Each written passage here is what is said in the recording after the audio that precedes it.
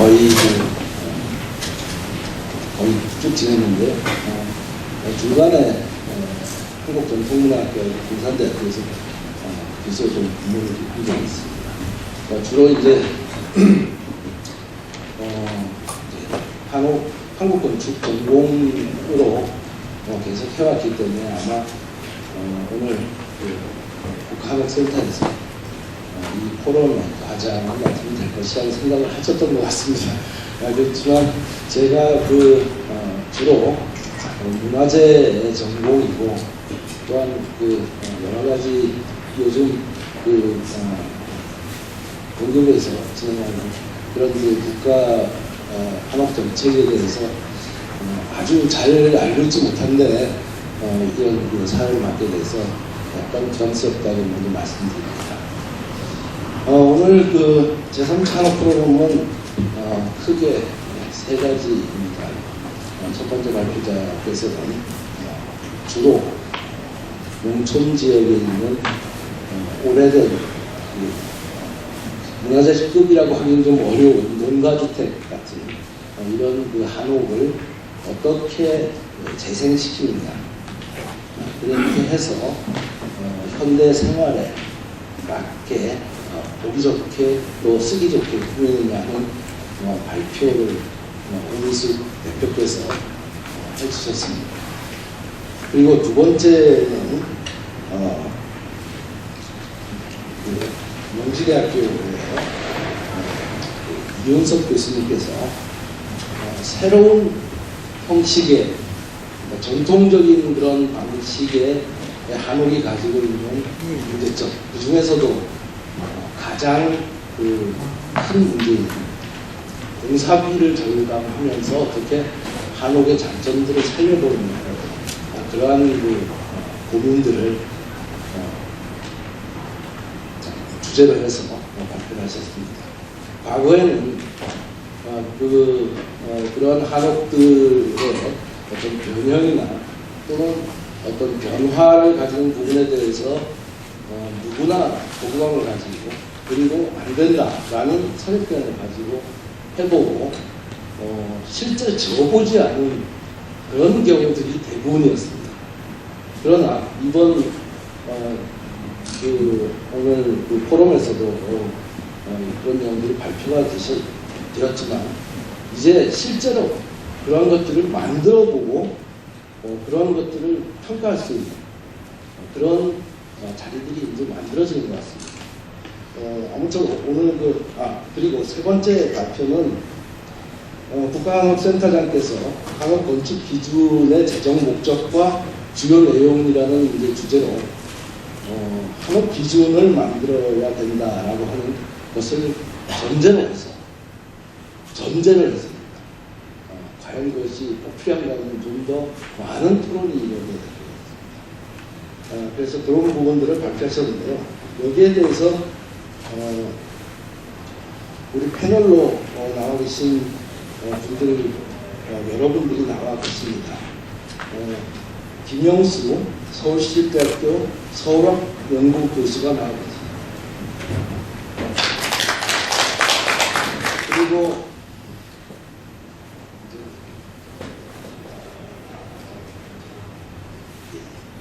그리고 정태도 차무리 건축협동조합 이사장 도편께서 나왔습니다. 그리고 최명철 단우건축사 사무소 소장께서 이 자리에 나왔습니다. 오늘 김정희 국토교통부 건축문화재 문화관광과 과장님께서는 바쁜 일정 관계로 오늘 못 나오셔서 사실 한옥 건축 기준에 대한 좀 더 상세한 얘기들을 좀 재정 배경이나 이런 것들을 좀 더 듣고 싶은데 조금 패널에서 좀 빠지셨습니다. 그래서 세 분을 중심으로 각각 지금 주제 발표하신 것에 대해서 말씀을 해주시겠습니다.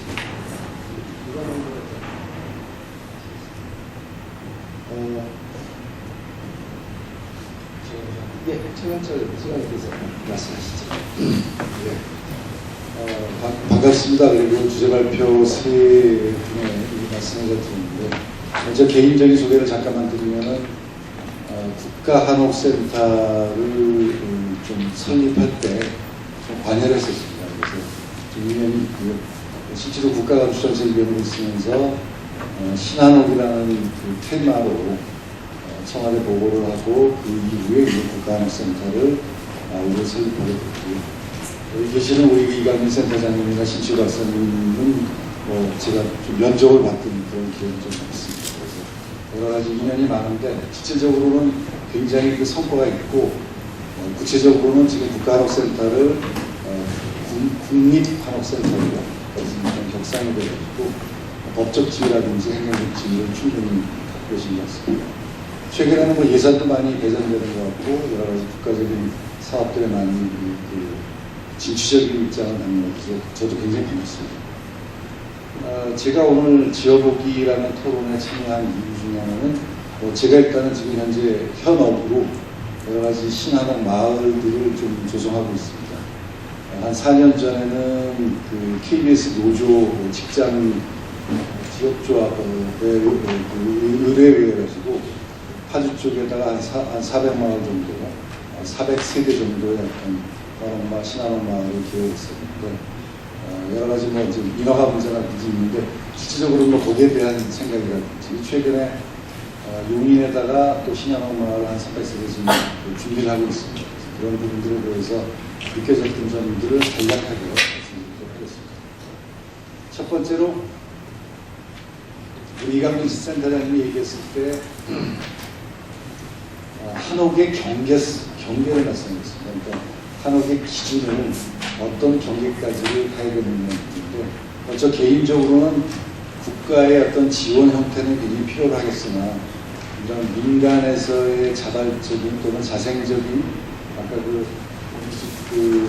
선생님처럼 직접적으로 현실에서 일을 하고 계신 분들 입장에서는 굉장히 좀 괴리가 있는 거 아닌가 그런 생각이 좀 듭니다. 비근한 예로만 사례가 될지 모르지만은 적어도 국가한옥센터가 있는 상황에서 한옥에 대한 정의가 국가의 대통령이 살고 계시는 청와대에 어떻게 적용을 해야 되는지 라는 정도까지 한번 한옥의 기준을 생각해 봐야 되는 것 같은데 실질적으로 이제 콘크리트로 모든 걸 갖다가 타살해가지고 만들어진 한옥이 매일 보는 광화문 광장에 일단 청와대로 남아있습니다. 여러 가지 그런 전통의 해석 이후에 여러 가지 국가적으로는 좀 부담해야 될 어떤 그런 경계들이 많이 있는 것 같은데 그 부분들에 대해서 한 발짝씩 지금 기준을 만들어가는 과정이라는 것이 일견 눈물겹기도 하지만 굉장히 반가운 사례인 것 같습니다. 저 개인적으로는 지금 근데 한옥의 경계 부분을 굉장히 형태적이고 좀 박제화된 양식 위주가 아닌가 싶은 생각이 들어가지고 좀 걱정이 많습니다.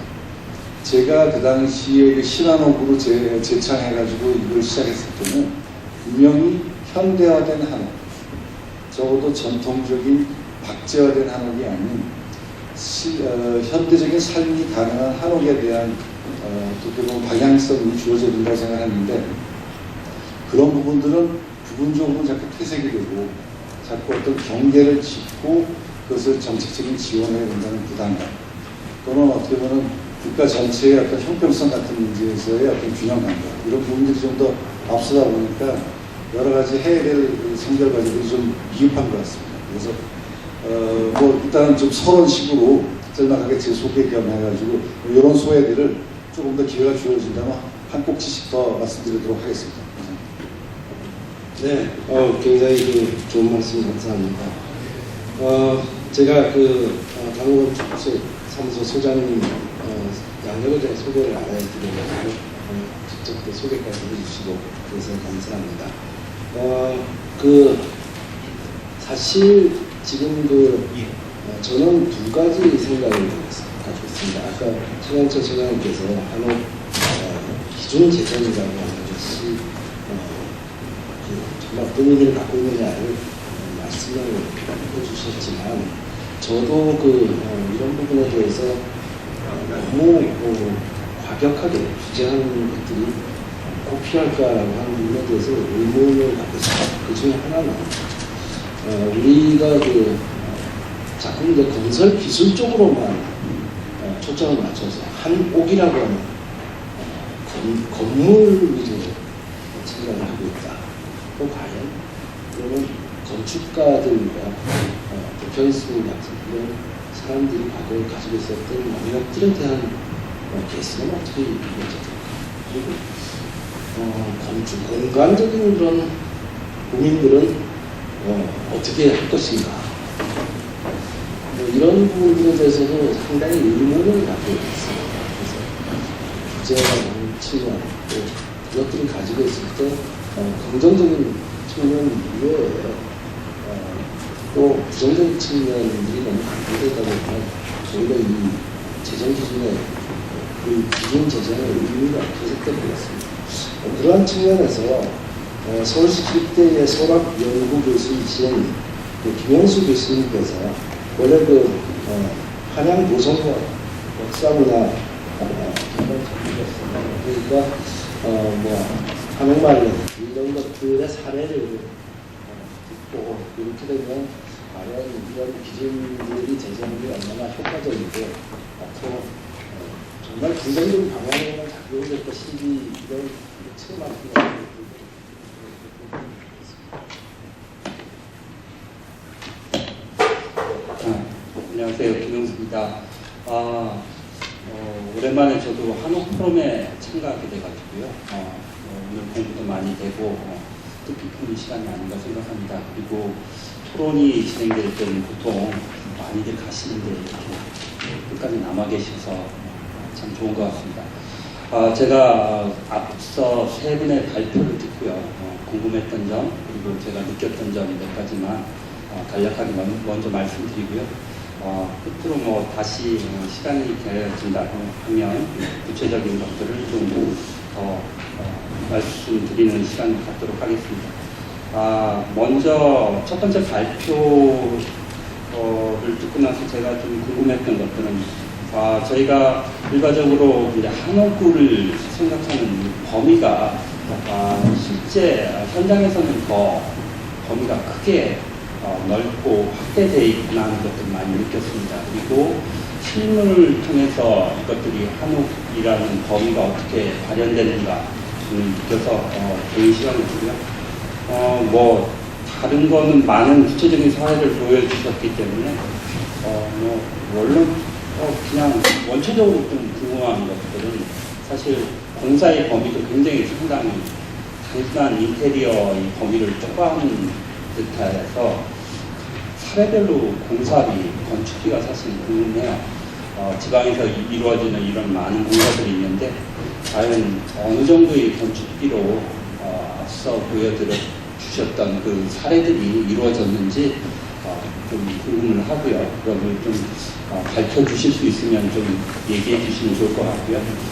그리고 두 번째 발표에서는요, 이 건축비에 대한 민감한 부분입니다. 그래서 평당 공공함으로 지었을 때 한 1,200만 원 정도 공사비가 든다라고 했고, 신한호 그리고 인평 뉴타운에 지었던 사례를 통해 가지고 600에서 700까지 공사비 단가가 떨어지는 것들을 제시를 해줬습니다. 그리고 결국은 이렇게 공사비가 떨어지는 그 근본적인 원인 또는 떨어뜨릴 수 있었던 방식은 뒤에 이강민 센터장님이 발제를 해주셨지만 공법이라든지 재료라든지 이런 것들을 어느 정도 현대적인 기법이라든지 재료를 허용했기 때문에 가능한 부분이라고 생각합니다.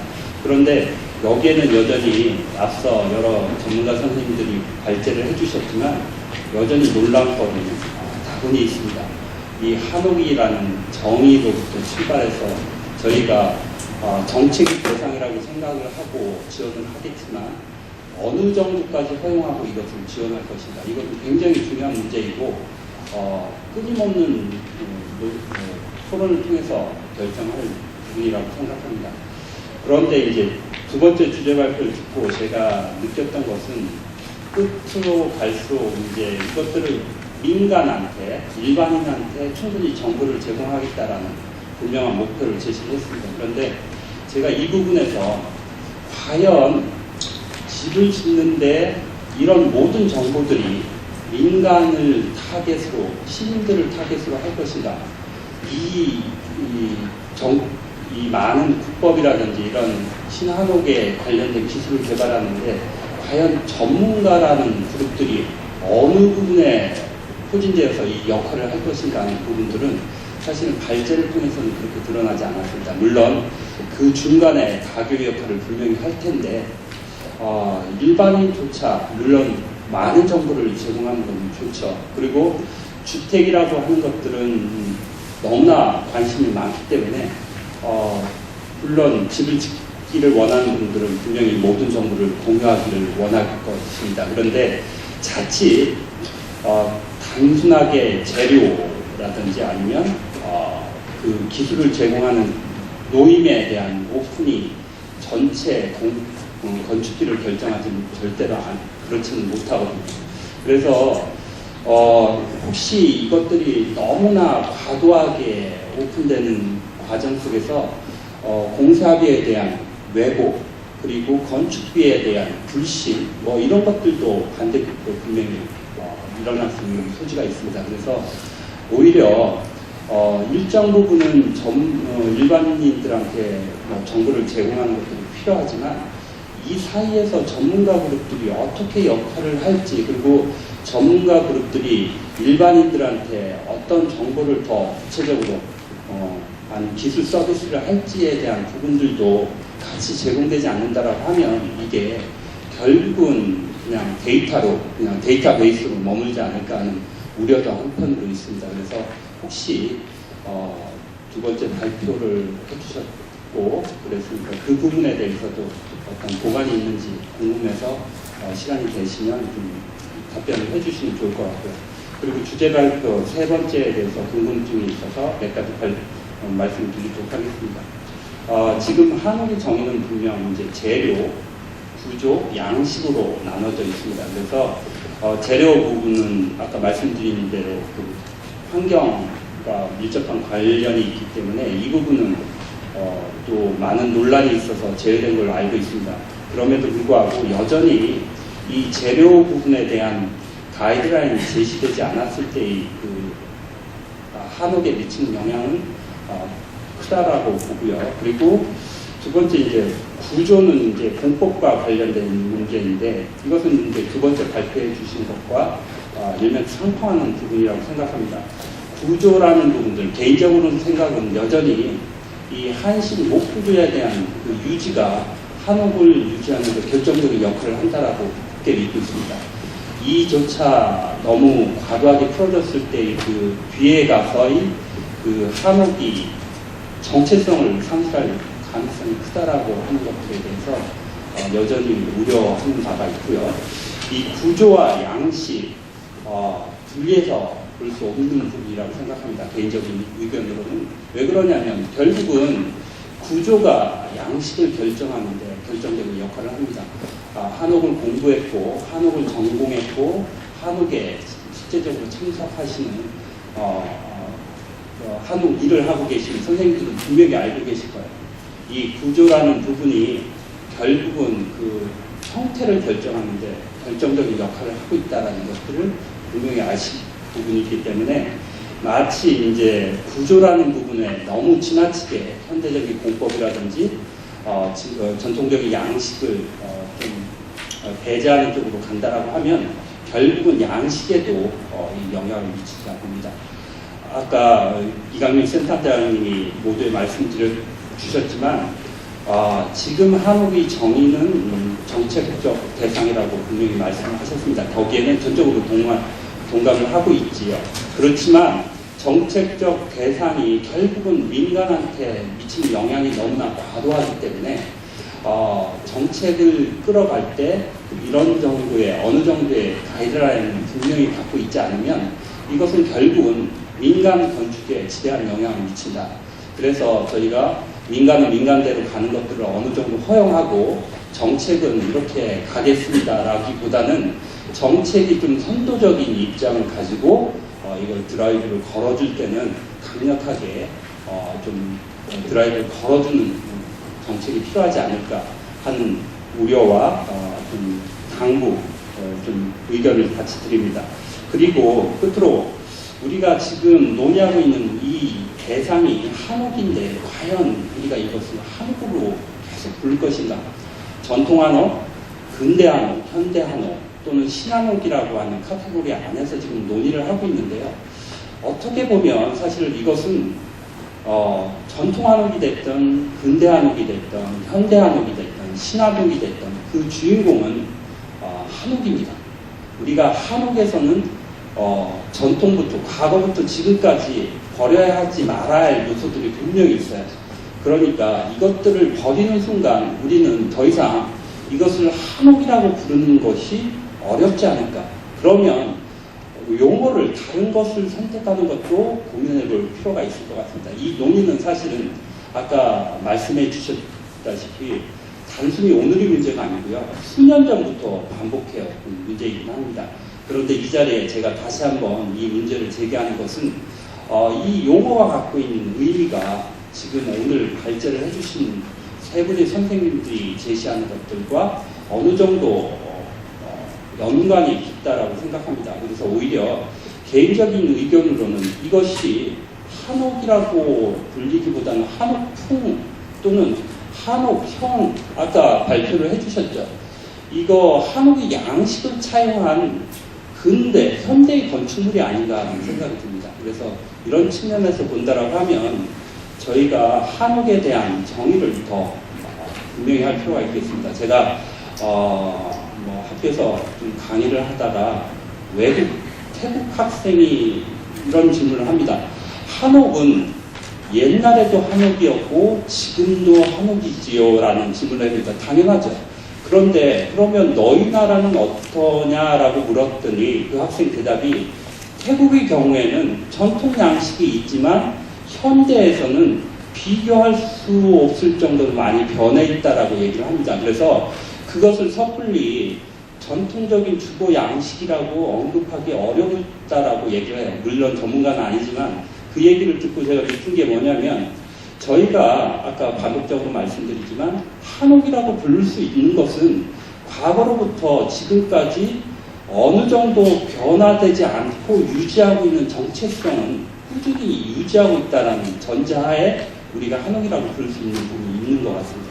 그런데 저희가 너무 이것들을 정책적 대상으로 또는 기술이 발전 대상으로 또는 현대적인 건축의 대상으로만 바라보면 이 정체성이 훼손되는 것들조차 너무 저희가 방임하는 쪽으로 가지 않을까 하는 우려도 있습니다. 그래서 끝으로 세 번째 주제 발표를 해주신 이강민 센터장님께 이 부분에 대해서도 입장을 한번 더 정리해 주실 거를 한번 기대합니다. 이상 저희가 질문과 의견을 마치도록 하겠습니다. 네, 감사합니다. 질문의 내용이 워낙 방대해서 제가 한마디로 말씀을 드리기가 굉장히 어려울 것 같습니다. 먼저 오미술 애플스타일 대표께서 지금 김영수 교수님이 말씀하신 부분에 대해서 건사비라든지 이런 것들을 굉장히 쓰려고 물어보신 것 같고 그런 여러 가지 물어보신 것 같은데 답변해 주실 수 있으시죠? 네. 이제 제일 궁금한 사례일 거예요. 첫 번째 사례드렸던 소천집 같은 경우는 전체 공사비가 한 5,200 정도 들어갔고요. 두 번째 사례인 전북 고창집 같은 경우는 완전 개보수를 한 사례로서 공사비가 7,100여만 원 됐고요. 그 다음에 영월집 같은 경우도 지금 7,500만 원이 들어갔습니다.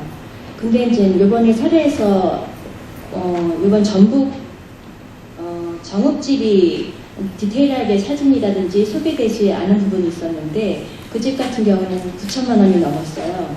이유인즉슨 이 집 석가래 그 상태가 상당히 기울어져 있고 거의 무너지기 직전의 일부 수준이었는데 건축주는 이것을 개보수하기로 계속 원하셔서 저한테 의뢰를 했기 때문에 이 사방에 둘러져 있는 석가래를 모두 절단을 하고 집성목 각재를 석가래를 다시 이어서 내는 방식으로 공사를 해서 집을 보수하다 보니까 공사비 지붕 부분에 있어서 공사비가 상당히 많이 들어갔고 토방 공사비에서도 이미 기존에 너무 노후되어 있던 부분에 있어서 금액이 많아서 한 1억 가까이 되는 공사비가 들어갔던 건데 사진상을 다 보이지 못했던 것이 아쉬움이 있습니다.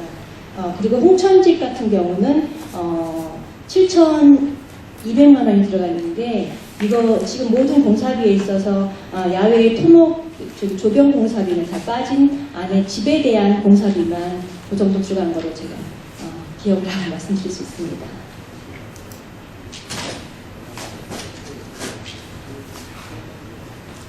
네, 그런데 근데 제가 지금 공사를 쭉 진행하면서 저도 이제 뭔가 상담이 들어온 것 대비해서 평당 개념으로 공사비를 측정하려고 수치를 계산을 해보면 공사비를 측정한 걸 보면은 시골집이 폐 한옥에 대해서 평당 금액은 뺄 수가 도저히 없습니다. 왜냐하면 고창집이나 그런 것처럼 그 집이 갖고 있는 문제점이 상당히 깊이가 다르기 때문에 평당 얼마입니다. 이것은 뽑기가 아주 힘듭니다. 아직까지로서는. 앞으로 이런 의뢰들이 계속 들어올 거라고 생각하시죠? 예전에 비해서 지금 상담 문의 수는 더 많아지고 있습니다. 제가 초반에 작년까지인 경우도 분기별로 상담 다니는 횟수가 한 달에 2~3건이었으면 지금은 하루에 2~3건 정도로 상담 문의가 들어오기 때문에 앞으로 이 부분은 더 많아질 것으로 보고 있는데 제가 공사를 해보니까 남이 안 하는 이유가 있더라고요. 이 부분은 너무나도 힘든 공사 과정이 담겨 있기 때문에 그리고 지방에서 내려가서 공사를 하고 있다 보니까 숙소라든지 식대라든지 모든 걸 다 현장에서 조달을 해야 되지 않습니까? 그러다 보니까 공사비가 상당히 많이 나가고 그리고 또 해야 될 그 공사량이 아파트 상고와에 다르게 너무나도 방대한 거예요. 그러니까 저같이 이제 여자 입장에서 그 일을 한다는 것 자체가 많은 분들이 놀라워하시는데 정말 결과적으로는 돈이 안 됩니다. 고생한 보람을 돈으로는 찾을 수가 없고 이것에 대한 보람은 죽은 사람 심폐소생술로 살려내는 그러한 기분 그거 하나로 지금까지 왔습니다.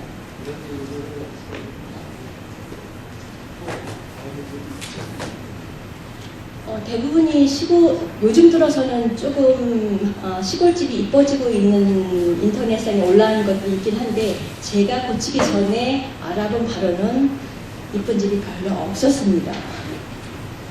네, 말씀 감사합니다.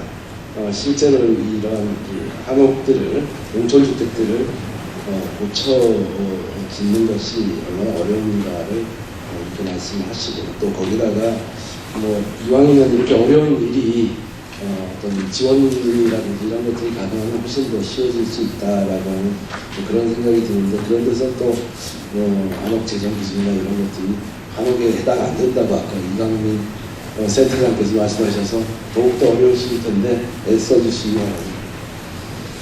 두 번째 질문을 또 이윤섭 명지대학교 교수님께 말씀을 드려야 될 것 같습니다. 아까 그런 부분에 그것도 건축비 문제들 이런 것들을 어떻게 해결했는지 또 과연 전문가 그룹의 역할은 어떤 것인지 주택 정보라든지 단순한 기술 모임 이런 걸 오픈하면 오히려 잘못하면 공사비를 왜곡시키고 불신을 조장할 우려가 있지 않나. 기술 서비스 제공이라 아니라 오히려 DB만으로 전락할 우려가 있다라고 하는 굉장히 뼈있는 말씀을 하셨습니다. 여기에 대해서 이 교수님이 말씀하실 게 많을 것 같아요. 조금 간략하게 조금 코멘트 해주시기 바랍니다. 질문 너무 감사합니다. 사실 굉장히 어려운 부분이고 답변 드리기도 또 반대로 어려운 부분이에요. 일단 크게 보면 두 가지 질문인 것 같습니다. 첫 번째는 어떻게 해서 절감을 시켰느냐, 그리고 또 하나는 그런 걸 공개시켰을 때 왜곡되거나 오해의 소지가 생기지 않겠느냐, 그걸 제가 질문을 했습니다. 일단 첫 번째 질문은 조금 길고 부분적으로 아까 좀 자세히 말씀드려서 따로 답변을 안 드리고요. 두 번째 공개에 대한 문제를 좀 말씀드리겠습니다. 아까 전에 말씀드렸던 현금 단가에 대한 금액은 사실 그렇습니다. 뭐 건축 어느 정도 다 아시거나 뭐 일반인들도 아시겠지만 건축공사비라고 하는 것은 순수한 공사비, 그 안에는 재료비, 노무비, 경비의 표준을 갖고 있습니다. 그것을 이제 넘어서게 되면 경상비라고 해서 일반적으로 들어가는 뭐 보험료라든가 뭐 이윤이라든가 많은 것이 그 안에 포함이 되고요. 제가 말씀드렸던 거는 이 앞쪽에 있는 재료비, 노무비, 경비에 대한 것만 말씀을 드렸습니다. 사실 그것을 공개시켰을 때 오해가 생길 수 있지 않느냐, 맞습니다. 사례에 따라서 공사비가 너무 자세하게 공개를 해버리면 공사 시공업자에 따라 다르고 지역별로도 자재를 수급하기 어려움이 있을 수 있기 때문에 변동이 생길 수 있습니다. 하지만 또 반대로 말씀드리면 재료비, 경비, 노무비 중에 대부분은 일반 국가에서 공개를 하고 있습니다. 모든 건설 공사에 그것은 뭐 민간에서 하고 있는 물가자료도 있을 수 있고요. 또는 국가에서 하고 있는 표준 품새만 해도 노무비에 대한 책정 기준 등은 포함을 시키고 있습니다. 몇 시간 하면 얼마다, 어떤 노무자가 포함을 시키고 있고요. 또한 그런 정보들을 다 DB로 만들어서 실적 공사비로 공개를 하고 있습니다.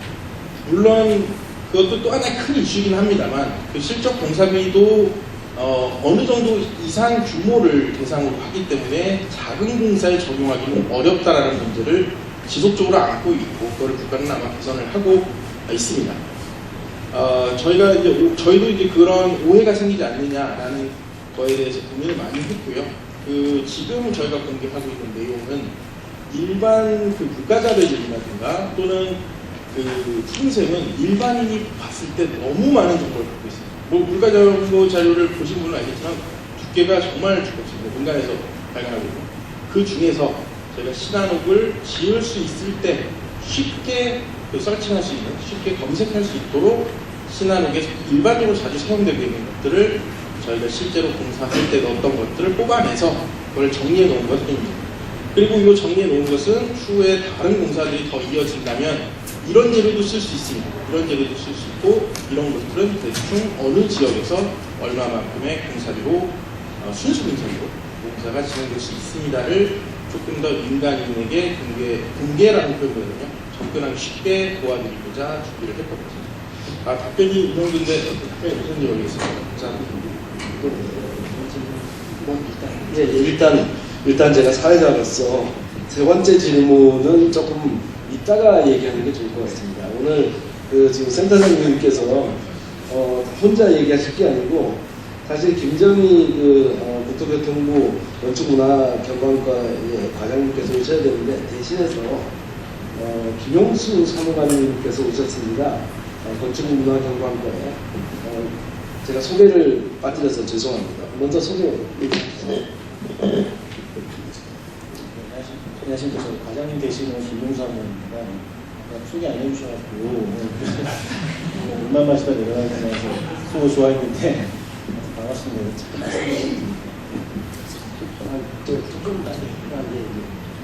한꺼번에 두 분 세 번째 질문은 좀 하시도록 하고 오늘 지금 하는 중에 정태도 차무리 건축협동조합 이사장님께서 오셨어요. 실제로 건물을 짓는 도편수세요. 그러니까 뭐 여러 가지 많이 하셨지만 문화재도 많이 한 25년간 했고 또 수리 경력, 뭐 짓는 그런 경력이 굉장히 많으셔서 또 뭐 지금 앞으로도 이런 한옥의 개수나 또는 신축에 관한 그런 부분에 대해서 조금 생각이 조금 다르실 것 같아요. 그래서 거기까지만 좀 들어보고 나서 한옥 재정 기준 재정에 대해서 조금 더 논의를 더 진행해 나가도록 하겠습니다. 자, 그러면 정태도 선생님 좀 말씀해 주시죠. 네, 안녕하세요. 저는 목수일을 하고 있는 사람이고요. 작년에 이제 기농인들이 모여가지고 한옥비라는 게 지금 화두가 어떻게 하면 좋은 집을 짓는다는 이 명목하에 어떻게 하면 싸게 해가지고 사람들의 욕구를 채워줄까 요구거든요. 근데 이거를 과거에 지금의 한옥 단가가 평당에 뭐 1,200만 원이라고 하는데요. 사실은 이 단가가 한 20년, 30년 전의 단가입니다. 그러니까 그러면 단가는 도저히 안 올라가고 그러면 어떻게 하면 조금 더 나은 집을 소비자분들에게 줄 수 있을까? 그래서 이제 각 분야의 자금들이 모여가지고 우리가 그 중간에 회사라는 것을 하나의 마진을 버리고 그 돈을 가지고 최대한 기능들이 일하는 데 들어 써서 한번 해보자. 사실은 그런 취지에서 모여서 이제 한지 한 2년 정도 됐어요. 이제 제가 드리고 싶은 얘기는 우리가 평당 얼마라고 자꾸 그러는데 이 평당 산출 기준이 아예 한옥에는 잘못됐어요. 한옥 항목은 기둥과 기둥을 중심으로 이제 평당이라고 보거든요. 근데 한옥에서 가장 비용이 많이 들어가는 부분이 지붕입니다. 근데 처마 끝까지 사실은 평당으로 들어가야 돼요. 처마 끝에 기단도 같이 나가고 모든 것들이 다 같이 나가면 되거든요.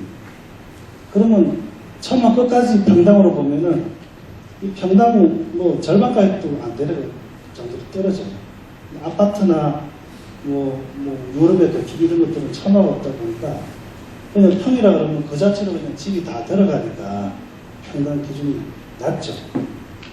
그런데 제가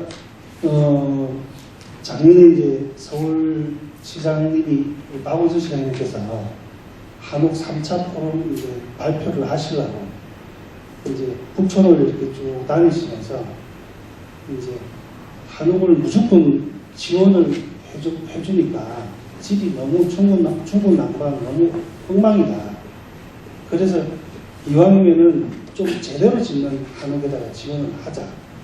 그래서 이제 시장님께서 그 북촌을 쭉 다니시면서 이제 이렇게 집을 뭐 5채를 짚었는데 그게 공급까지 다 이제 제가 지은 한옥이었어요. 근데 요 말씀을 왜 드리냐면 이렇게 사람들이 보기 좋고 누구나 아 이쁘다 하는 그 한옥은 돈이 안 들어갈 수가 없어요. 그러니까 저는 사실은 지금 올해 이제 목수 경력이 27년째예요. 남들 공부할 시간에 저는 목수를 배우는데 그 하다 못해서 이제 협동조합이라는 회사까지 이제 하고 있는 상황인데도 남들은 평당 1,200만 원 받으면 돈 엄청 벌 줄 알겠지만 지금 빚이 한 3억 정도 쌓였습니다. 예, 이게 현실이에요. 한옥은 싸게 할 수가 없는 게 아닙니다. 이거는 제 몫으로서 개인 빚이고 회사 빚은 또 따로 있어요. 그러니까 몫으로서 제가 그 시장님이나 누구나 아, 저 이쁜 집이다. 그 소리 듣게끔 하려고 지은 게 실질적으로 나간 돈이 그 정도로 빚만 쌓여 들어가는 거죠. 그러니까 이거는 한옥은 돈이 안 들어갈 수가 없는 집인데 이거를 무조건 싸게 어떻게 할까? 화두를 여기만 자꾸 잘 되니까 그러면은 그 집이라는 거는 저는 그렇게 보거든요. 한옥은 평당 개념이 다 틀립니다. 제일 먼저 한옥을 지을 때는 어떻게 짓냐면은 땅이 있어요. 그러면 그 땅에 이제 또 맞는 한옥의 평면이 나오겠죠. 그리고 두 번째는 이제 건축주가 중요합니다. 그 건축주가 그분의 어떤 기운이라든가 그분의 질량 이런 것들이 어떤 거냐에 따라서 집의 양식이 제일 전통 한옥에서 가장 그 밑으로 분류하는 거는 납돌이집이에요. 납돌이집. 그리고 굴돌이집이 있습니다. 굴돌이 위에 이제 입공집이라는 게 이제 초입공과 이입공으로 분리가 되는데 크게는 이제 그렇게 봐요. 일반 주택으로서는. 그리고 사찰이나 뭐 궁궐에 이런 데는 포집도 있고 주심포집도 있고 여러 가지 있겠지만은 그래도 주거에는 제일 높은 곳이 20집을 이제 짓는데요. 그러면은 벌써 집의 양식에서 또 이렇게 틀리고, 또 건축주의 기운은 왜 중요하냐면은 부재 크기가 이제 나와요. 집의 높이라든가 부재의 크기, 기둥과 석가래와 모든 사이즈가 그 건축주의 그 기운에 맞게끔 나와야 되거든요. 근데 지금은 문화재사들은 이게 그 재료의 그 크기가 결국은 돈이다 보니까 무조건 크게 막 해요. 그러니까 석가래나 기둥이나 이런 부재들 간에 여덟골이라든가 이런 것들이 서로 비율이 안 맞아요. 무조건 크게. 그 목수 역시도 그게 제적이다 보니까 그러니까 줄이질 않고 다 집을 짓습니다. 그러면은 건축주가 나중에 들어가면은 이 나무에 눌려서 사는 느낌을 가지고 산단 말이에요. 이거는 사실은 그 사는 건축주를 위한 집은 아니라고 보거든요. 그러니까 돈의 논리에 의해서 지어진 집이죠, 사실은. 그런데 실제로 이제 저희가 목수들이 일을 할 때는 어떻게 하냐면은 이제 제적당은 얼마 이렇게 합니다. 수주를 주기로 해요. 제적당이 그게 3cm, 3cm 각이 12자짜리를 한 재라고 해요. 이 한 재를 깎아서 조립하는데 얼마 이렇게 받아요. 근데 그게 평균 지금 주는 거는 한 2,500원 정도 줍니다. 그러면은 하루에 목수가 100개를 깎아서 조립을 해야 25만 원 벌잖아요. 그러면은 일단 가지고 가고 먹고 자고 하면은 아무것도 없어요. 그런데 실제로 제가 일반 사람들이 좋아하는 이쁘다 하는 그 한옥을 지으려고 하다 보니까 하루에 30재 하는 게 어렵더라는 거죠. 그러면은 하루에 6만 원, 7만 원 거리도 안 되는 거예요. 그러면은 결국은 오야지한테 돈이 나와야 되는 상황이죠. 그러다 보니까 빛이 그렇게 늘더라는 거죠. 이게 현실이에요. 근데 여기서 어떻게 돈을 더 낮추면은 저는 지금 목수일을 할까 말까 할지 그런 기로거든요. 오늘 사실 이런 자리가 온 것도 엄청 반갑더라고요. 그러니까 너무 이런 사정은 일하는 사람 사정은 모르고 그냥 한옥이 평당 비싸다 이 소리만 하는데 한옥은 원래 비싼 거예요. 원래 비싼 거를 그러면은 그 비싼 것은 비싼 집을 살고 안 살고는 건축주의 몫이지 시공한 사람의 몫이 아닌데 이걸 마치 시공한 사람이 욕심이 많아가지고 건축주가 비싸다, 건축비가 비싸졌다 이런 개념으로 자꾸 저는 들리거든요. 그러면은 그러면 제대로 지을 수 있는 사람이 있느냐? 제가 보면은 몇 명 안 된다고 봐요. 전부 다 그 싼 금액에서 이윤을 남기려니까 전부 세트장 같은 거 하는 거예요. 근데 일반인들은 그걸 몰라요. 그거 다 그러니까 이쁜 한옥이 뭔지도 모르고 그러니까 이제 그런 일을 하는 사람들은 살아남더라고요. 근데 그나마 뭔가 자존심도 지키고 뭔가 좀 나은 결과물을 내려고 하는 사람들은 다 어렵더라고요. 사실은 그게 이제 현실입니다. 그리고 그 앞에서 이제 애플스타의 오미식 대표님께서 말씀한 것처럼 돈벌이 안 돼요. 예. 그리고 저기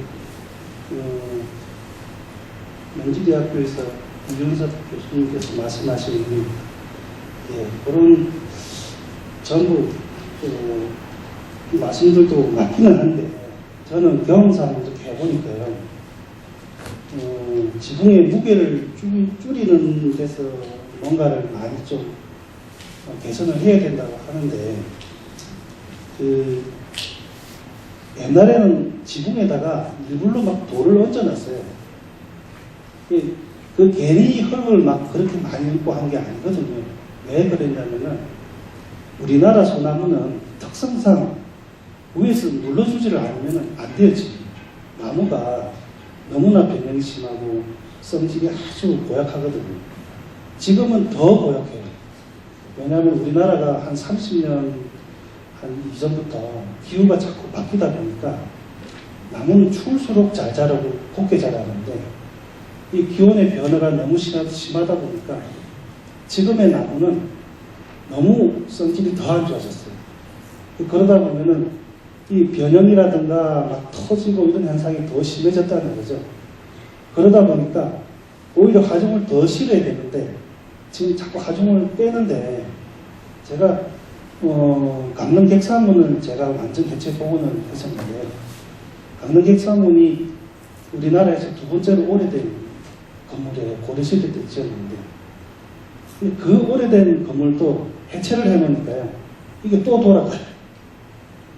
이 나무는 사실은 뭐 썩어서 없어지기 전까지는 그 성질을 가지고 있거든요. 그러면 이 성질을 잘 고르게 이제 잡아주려면은 그만큼의 그 성질에 맞게끔 집에 지붕에 하중을 실어줘야 되는데 이게 하중을 자꾸 빼니까 오히려 더 문제가 더 많이 생깁니다. 그러니까 우리나라 나무는 적당한 하중이 필요하고요. 그리고 몇 해 전에 이제 문화재 표준 품셈이라고 끊었는데 이거 자체가 너무 잘못됐어요. 이 품셈을 뽑을 때 저도 있었어요. 근데 이거는 진짜 그 일하는 사람들의 실정을 위한 품셈을 뗀 게 아니고 어떻게 보면 정부에서 뭔가를 규정을 만들기 위해서 뗀 거라서 이거는 빨리 좀 수정이 돼야 되지 않나 싶어요. 이거는 모든 공정에서 다 해당이 되는 일이거든요.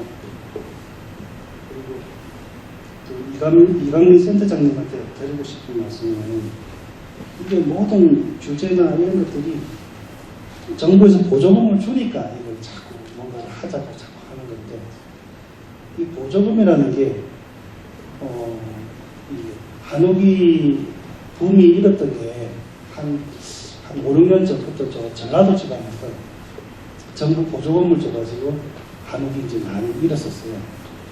그 정부 보조금을 몇 프로 주고 개인이 또 몇 프로 부담하고 이렇게 집을 지었어야 되는데 말이 그렇지 다 그 보조금으로 집을 짓다 보니까 한옥을 막 평당 500만 원, 600만 원을 막 짓고 그랬거든요. 그러다 보니까 거기 이제 마을 이장님들이 가끔 이제 저보고 뭐라 그래서 가보면은 우리 마을이 완전히 싸구려 마을이 됐거든요. 그래서 자기들끼리도 최소한 어디까지는 일을 하자. 이렇게 집을 어느 정도 수준에 맞추자. 이렇게 할 정도로 그렇더라고요. 차라리 보조금으로 한국에서 제일 중요한 게 재료니까 나무나 이런 재료니까 사실 저희가 나무를 제재소에서 이제 물량을 주고 받아오는데 각재 하나가 뭐 가로 세로 얼마에 길이 얼마짜리를 이제 뭐 보통 한 그 소나무가 한 2,500원 정도 아니까 제적당. 그거를 저희들은 한 개 한 개를 가격을 다 주고 사오는데 실제로 오면은 40%도 마음에 드는 게 없을 정도로 목재가 안 좋아요. 근데 그런 것들이 이제 진짜 제대로 그런 목재라든가 재료들이 차라리 보조금을 주지 말고 그런 거를 좀 관리하는 일을 해서 소비자들한테 양질의 재료를 좀 싸게 주면은 그게 진짜 필요한 보조금 같아요. 그래서 한옥을 계속 싸게 어떻게 짓는가 보다는 어떻게 하면은 좀 더 좋은 환경을 사람들한테 줄 수 있는가 좀 연구를 좀 그쪽으로도 좀 해야 되지 않을까 싶습니다. 예, 이만 마치겠습니다. 네, 감사합니다.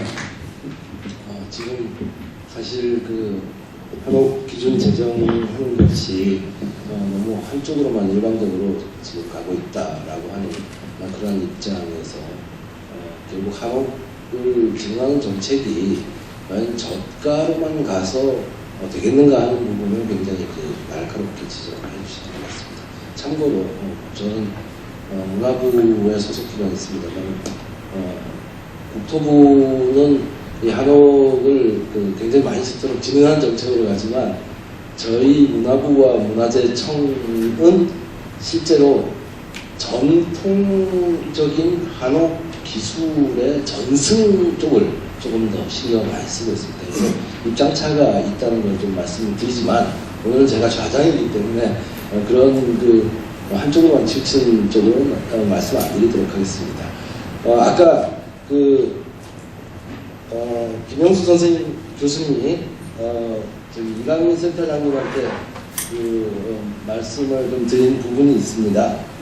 그 부분 주로 그 재료 구조 양식이 있는데 이것들이 분리하는 게 불가능하고 또 재료 같은 거 쓴 가이드라인이 없을 때 문제가 있지만 그 한식 목 구조를 계속 유지해야 되고 잘못하면 정체성 상실이 될 수도 있고 또 구조 형태라든지 이런 것들이 서로 분리할 수 없는데 그런 부분을 어떻게 할 것이냐. 그리고 민간대로 가는 것을 좀 허용해야 되지 않느냐. 규제보다는 정책 선도적인 입장을 했으면 좋겠다는 질문이 있었습니다. 센터장님께 발언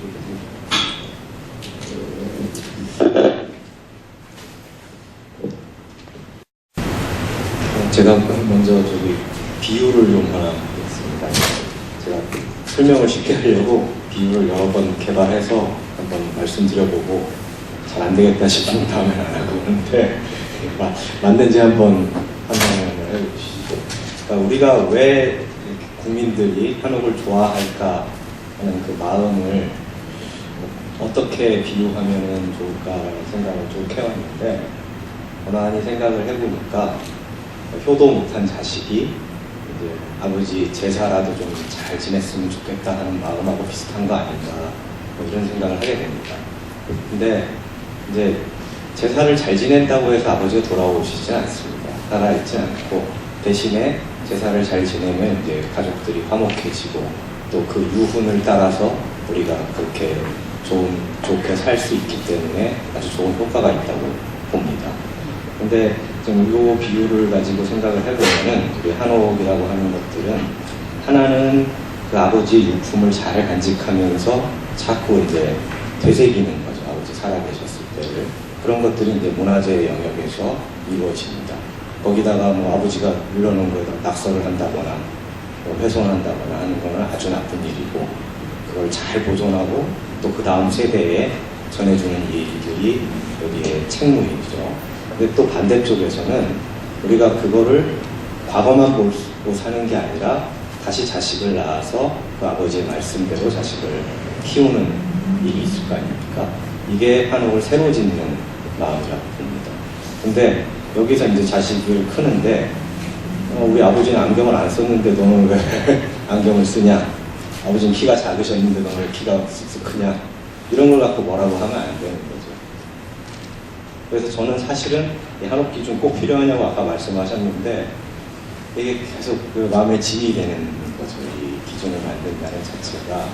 한옥이라고 하는 거는 우리가 모두 다 잘 알듯이 어떤 그 집이 갖는 한옥, 자연과의 관계라든지 집의 공간과의 관계라든지 사람이 그 안에서 어떻게 느끼고 어떻게 생활했느냐 이런 아주 추상적인 가치들이 보존돼야 될 거고 그게 아까 말씀드린 집안의 가훈이 된다거나 조상이 남긴 유훈이 되겠죠.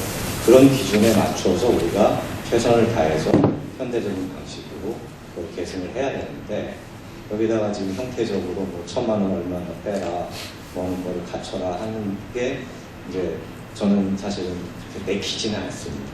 그러나 그게 없을 때 이제 부작용 때문에라도 어쩔 수 없다라고 보는 상황이 있다라는 말씀을 해주시고 그런 면에서 제가 재료라든지 구조라든지 심지어 양식까지도 저는 그렇게 고정된 실체라고 보지 않습니다.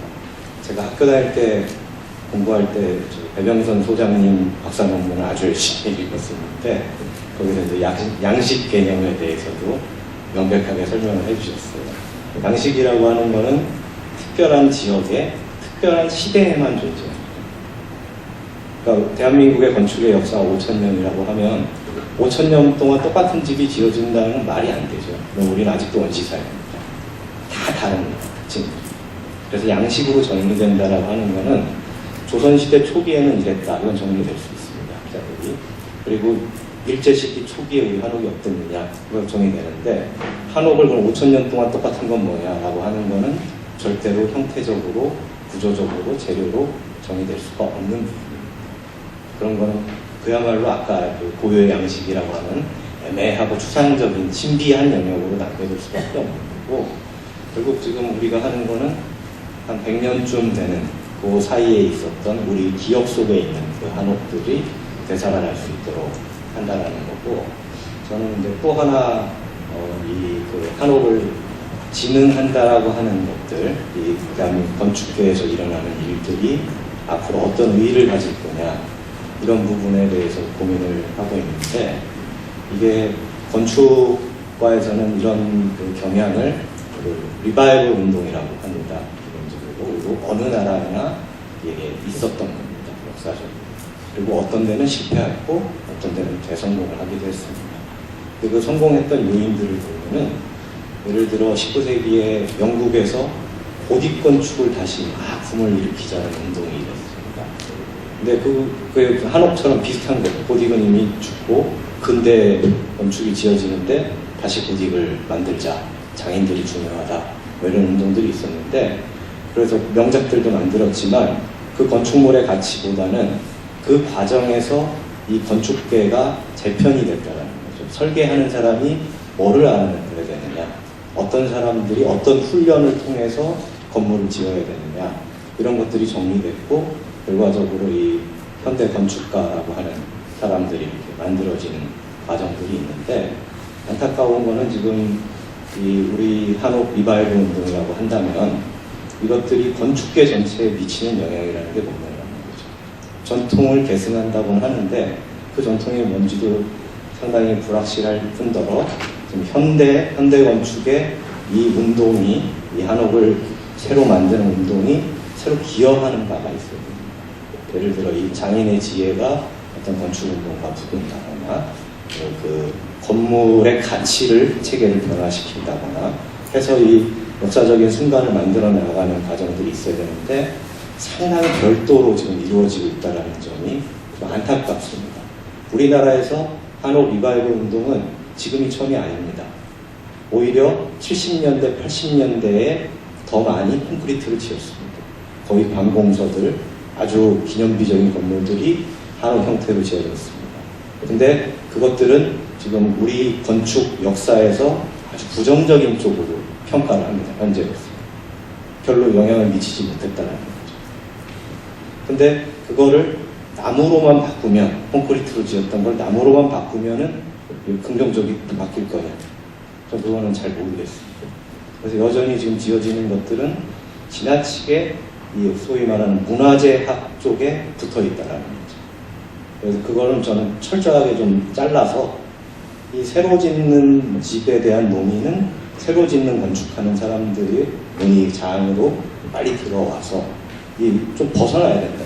예전에 어땠냐, 뭐 어땠냐. 이거는 뭐 마케팅의 수단이 될 수도 있고 충분히 논의될 바는 맞지만, 새로 짓는 사람들이 생각할 거는 옛날이랑 똑같냐 안 똑같냐, 이걸 기준으로 지금 옛날에 이제를 썼는데, 옛날에 이 구조였는데 이걸 갖고 하면 안 되고, 훨씬 더 미래 지형을 지금까지 못 보던 걸 한번 보여주겠다, 이런 자세로 가서 뭐 경쟁을 해나가는 구도가 앞으로 건축계에는 더 중요한 거라고 보고, 그런 면에서 여전히 한국 건축 기준은 제가 그 참여했음에도 불구하고 조금 석연치 않은 찝찝한 부분이 있습니다.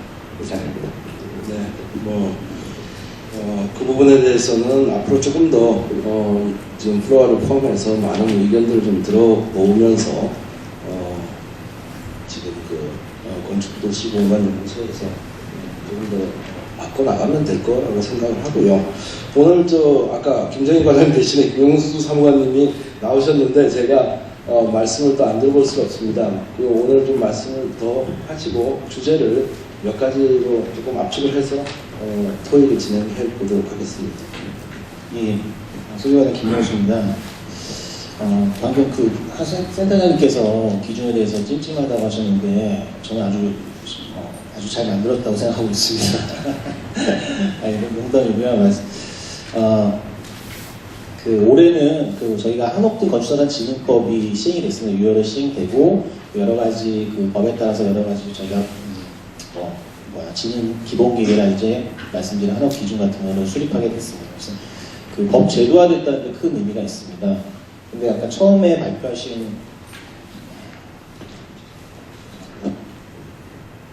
우미숙 대표님께서 발표 내용을 보니까 증개축이 이제 수요도 상당히 있다는 걸 느꼈습니다. 근데 저희가 법 제도화하면서 신축에 조금 더 너무 많이 치우치지 않았느냐, 그런 부분에 대해서는 앞으로 좀 개선이 필요하고 우리가 충분히 염두에 둬야겠다고 생각했습니다. 그리고 R&D 같은 경우는 저희가 사실 목수님도 계시긴 하지만 한옥이 너무 비싸다는 그런 여론이 굉장히 많아서 일단 가장 큰 목표는 고성능 저비용 한옥 개발의 목표였습니다. 근데 예상하시겠지만 짓고 나니까 샘플부터 짓고 나니까 여기저기서 비판의 목소리가 있습니다. 한옥은 특히 내가 해봐서 아는데 이런 분들이 굉장히 많습니다. 그래서 여기저기 불려가면서 저게 과연 한옥이냐, 그러면 이제 저한테 이제 내려오죠. 우리 한옥이 뭐야? 그렇게 물어보십니다. 그럼 저희는 법의 정의가 있습니다. 제가 저는 굉장히 드라이하게 이제 말씀드릴 수밖에 없는데, 한식 지붕 틀로 된 목구조를 사용하고 한식 지붕 틀을 접목한 것, 이렇게 법적 정의를 댈 수밖에 없습니다. 그래서 여전히 굉장히 모호했었는데, 그런 모호함을 조금 더 해소하기 위해서 이번에 법에 의해서 한옥 건축 기준을 마련한 것입니다. 좀 역설적으로 들리실 수는 있겠는데, 한옥을 지원하기 위해서 기준이 필요한 것입니다.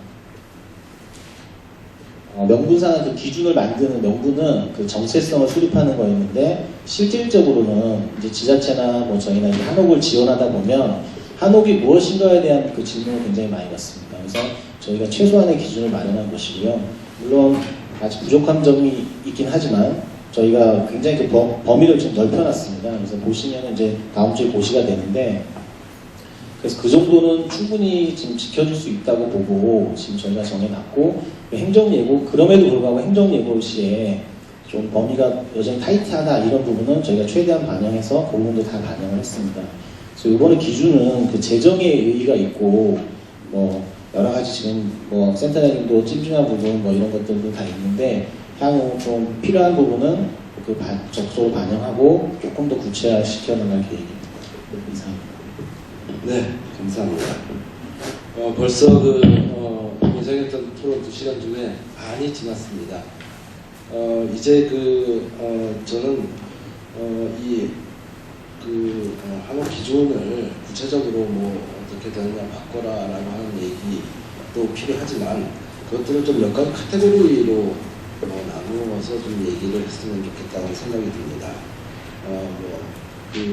지금 아까 교편스님께서 잠시 영암 지역에, 전라남도 지역에 지금 가고 있는 한옥단지들 이런 얘기들을 조금 하셨어요. 평당 500만 원, 600만 원 정도의 비용을 만드는 그런 문제들. 그래서 그 결과적으로 거기 아마 초속도 있는 건물들이 나타나고 벽에 이렇게 갖다 붙여가지고 그냥 이런 집들이 상당히 나타나서 굉장히 열악한, 오히려 나쁜 케이스를 자꾸 얘기가 되는 것 같습니다. 요즘도 그럼에도 불구하고 여러 지역에 있어서 한옥 마을 단지들을 조성하는 문제들이 지금 자꾸 대두가 되고 있습니다. 여러 가지 지금 국토부에서는 굉장히 긍정적인 그런 입장으로 이런 제도화를 하고 그런 것들이 재정에 의미가 있다고 생각을 하는데, 그런 문제와 더불어서 단지가 가지게 되면, 단지를 만들게 되면 사실 여러 가지 문제점들이 있습니다. 이런 문제에 대해서 조금 논의를 좀 해보고, 그 다음에 건물의 양식들, 정말 2층 과연 그게 한옥이냐 아니냐, 그 다음에 사실 방하고 마루가 한옥에서는 같이 가지는 것이라고 저도 옛날부터 배웠는데, 요즘 마루가 없어져 버리는 실내화돼서 거실화되는 이런 경향들, 이런 것들을 어떻게 해결할 것인가. 그 다음에 아까 말씀드린 건설 기술과 비용 문제, 이런 몇 가지로 좀 나눠서 좀 생각을 해보도록 하겠습니다. 그래서 첫 번째 단지 한옥단지 개발과 그런 것들이 가지는 의의 그리고 또 문제점 이런 것들에 대해서 오늘 최명철 소장님께서 그 말씀을 좀 해주시겠습니다. 아까 제가 그 좀 박제화된 양식 거론하고서는 그 다음 부분은 좀 미뤘는데 좀 보완하도록 하겠습니다. 지금 좀 전에 그 김영주 사무관님 말씀하셨던 국가적인 목표는 고성능 저비용 이렇게 얘기했는데 실질적으로 지금 가장 비근한 사례로 개량 한복의 문제점 같은 것들이 생깁니다. 실제적으로 그 대통령의 한복과 개량 한복의 어떤 한계들이 한복의 어떤 한복 산업의 미래를 갖다가 지금 뭐 불투명하게 하고 있는데 실질적으로 그런 그 하이엔디드 되는 상품들하고 그렇게 저비용으로 깔아가지고 뭔가 대량 생산할 수 있는 체제들이 어떻게 보면 산업적으로 제대로 된 어떤 준비가 안 된 이상은 굉장히 문제를 많이 야기시킵니다.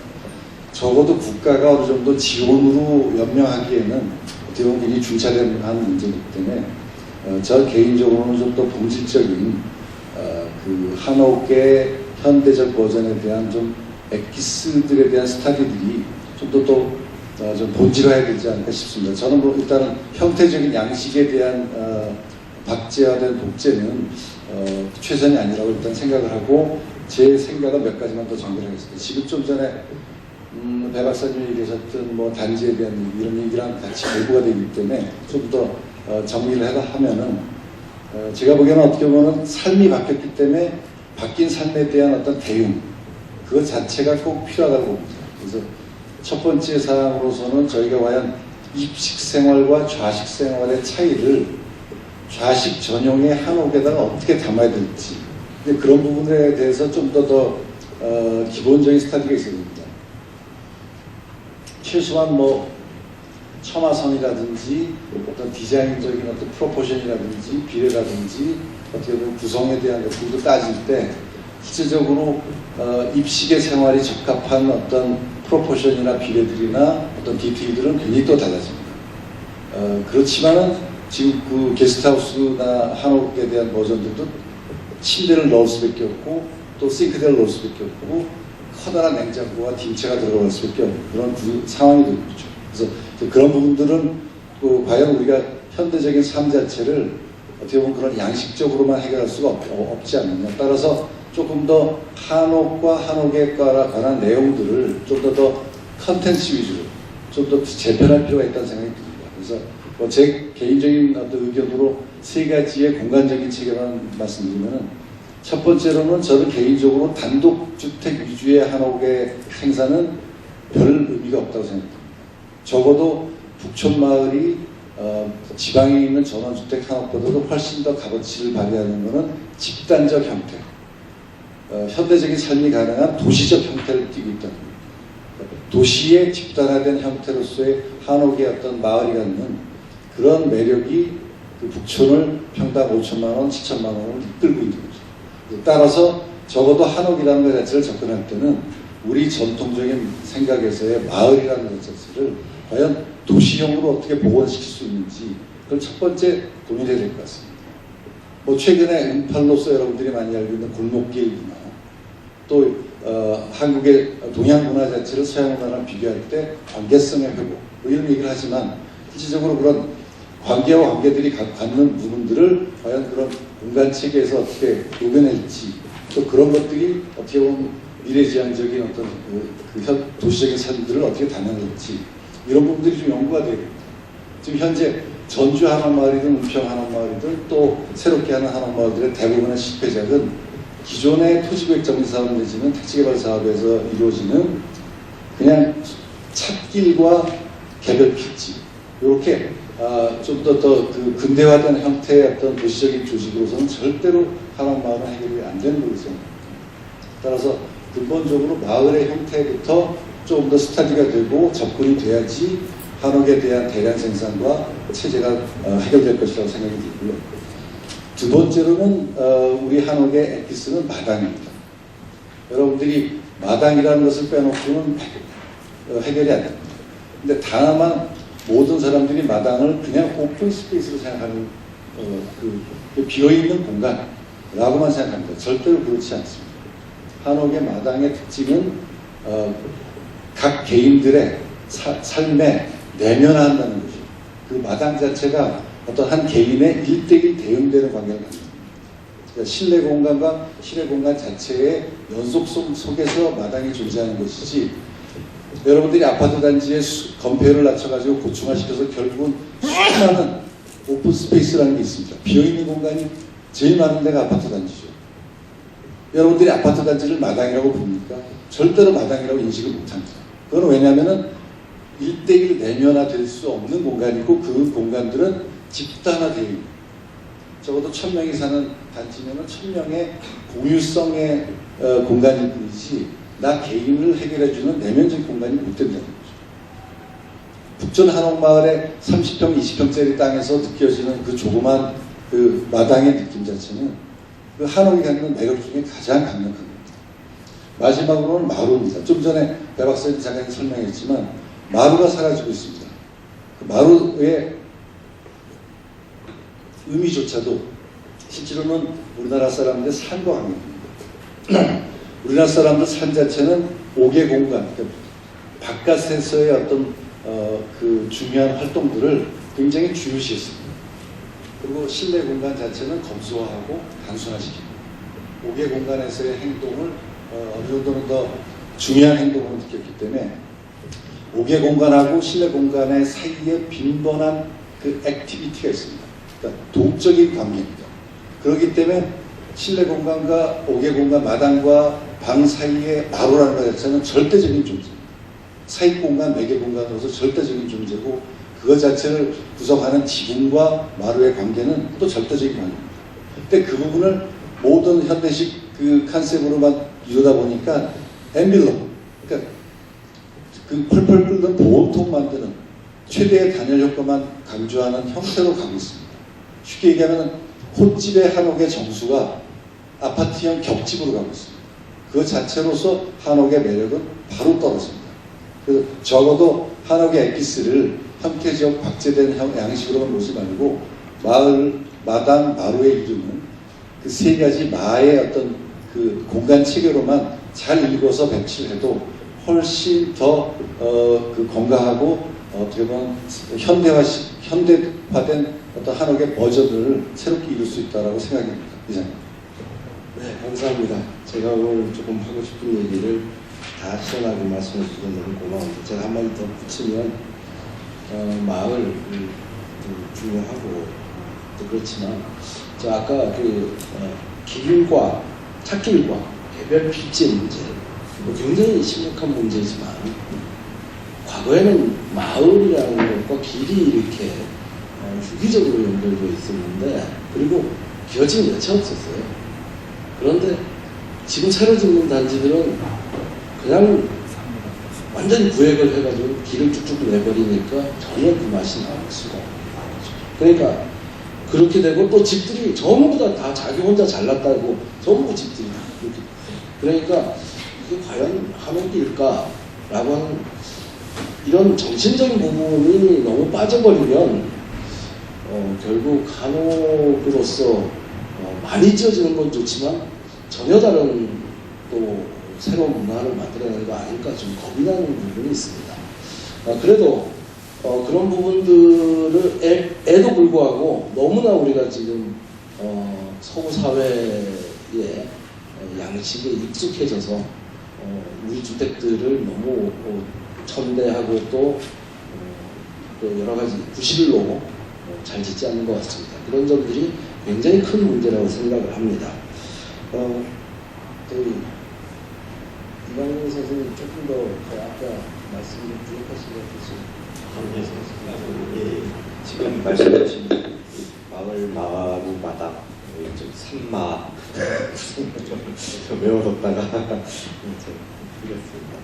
근데 저희가 그러니까 지금 아까 처음에 주제로 저가 한옥도 말씀하셨고 마을 얘기도 많이 하셨는데, 한옥센터에 마을 계획이 있다고 찾아오시는 분들이 많습니다.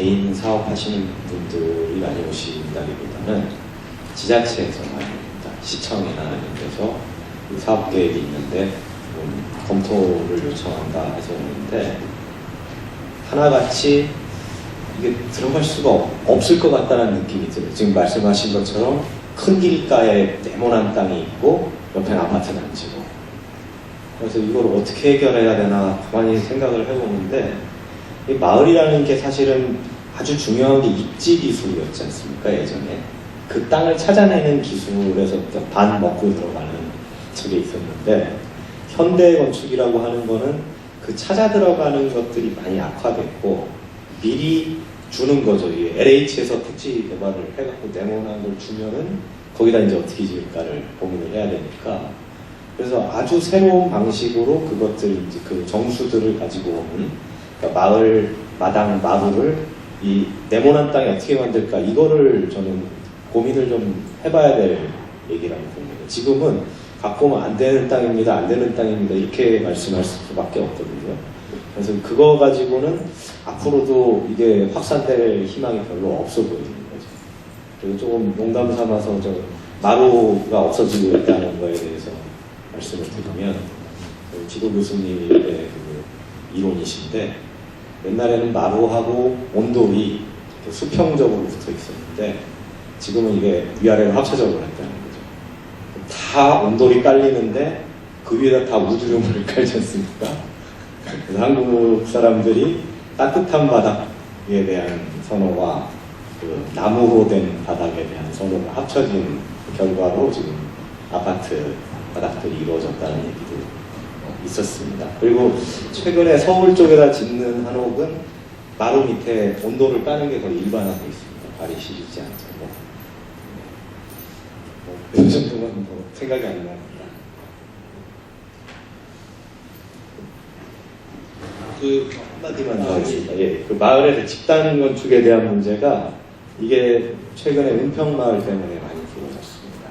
은평이 지금 택지를 분할을 해서 땅도 사실은 조금 조정을 했습니다. 자연스럽게 이제 곡선을 갖고 뒤에 자연도 있게 잘 했는데, 이거를 각 필지별로 파니까 모든 사람은 한 평도 손해보기 싫어하고 내 집이 제일 높이 올라가고 싶어하고, 그렇기 때문에 이게 한 집이 잘못 지으면 그 옆집도 내가 손해볼 일은 없다 그러고 더 나쁘게 짓습니다.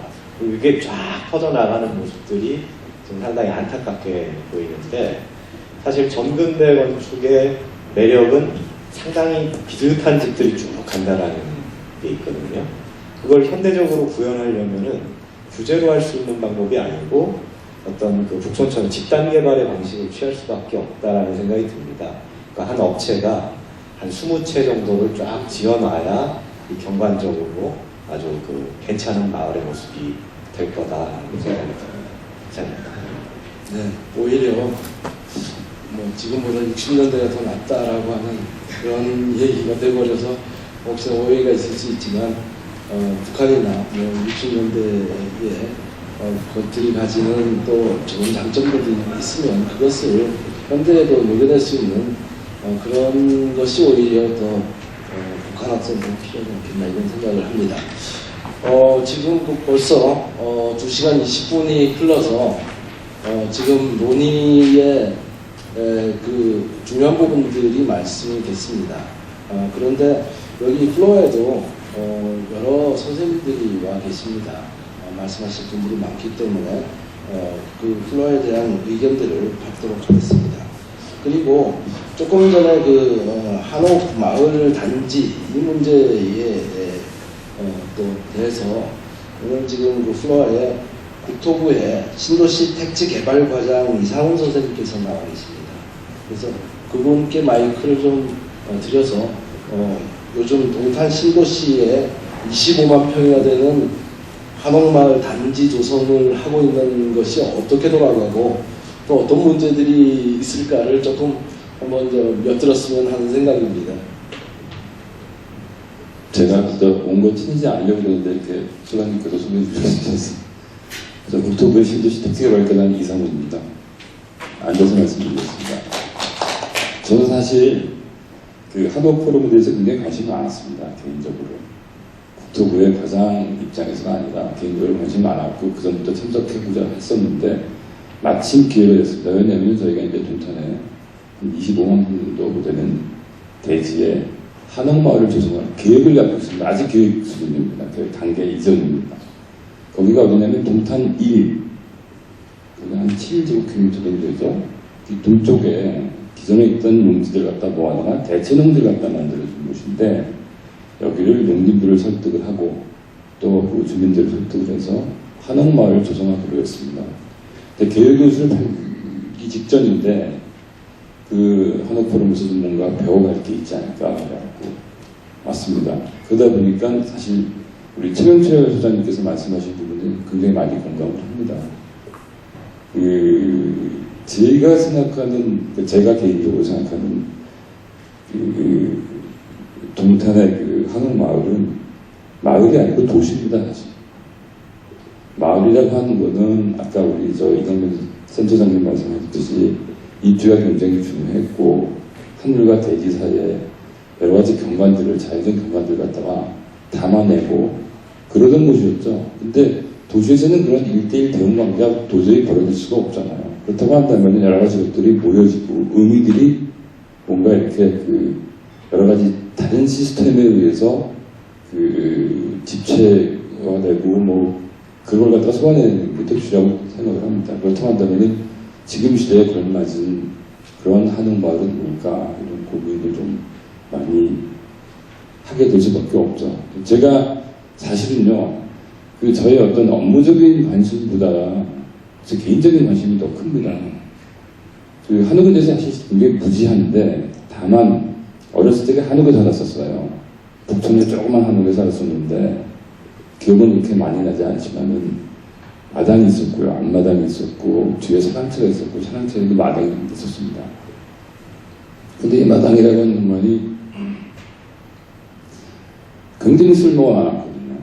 거기서 김장도 하고 세수도 하고 별별 용도로 다 사용을 됐고 심지어는 안방도 사용 그런 식으로 많이 했습니다.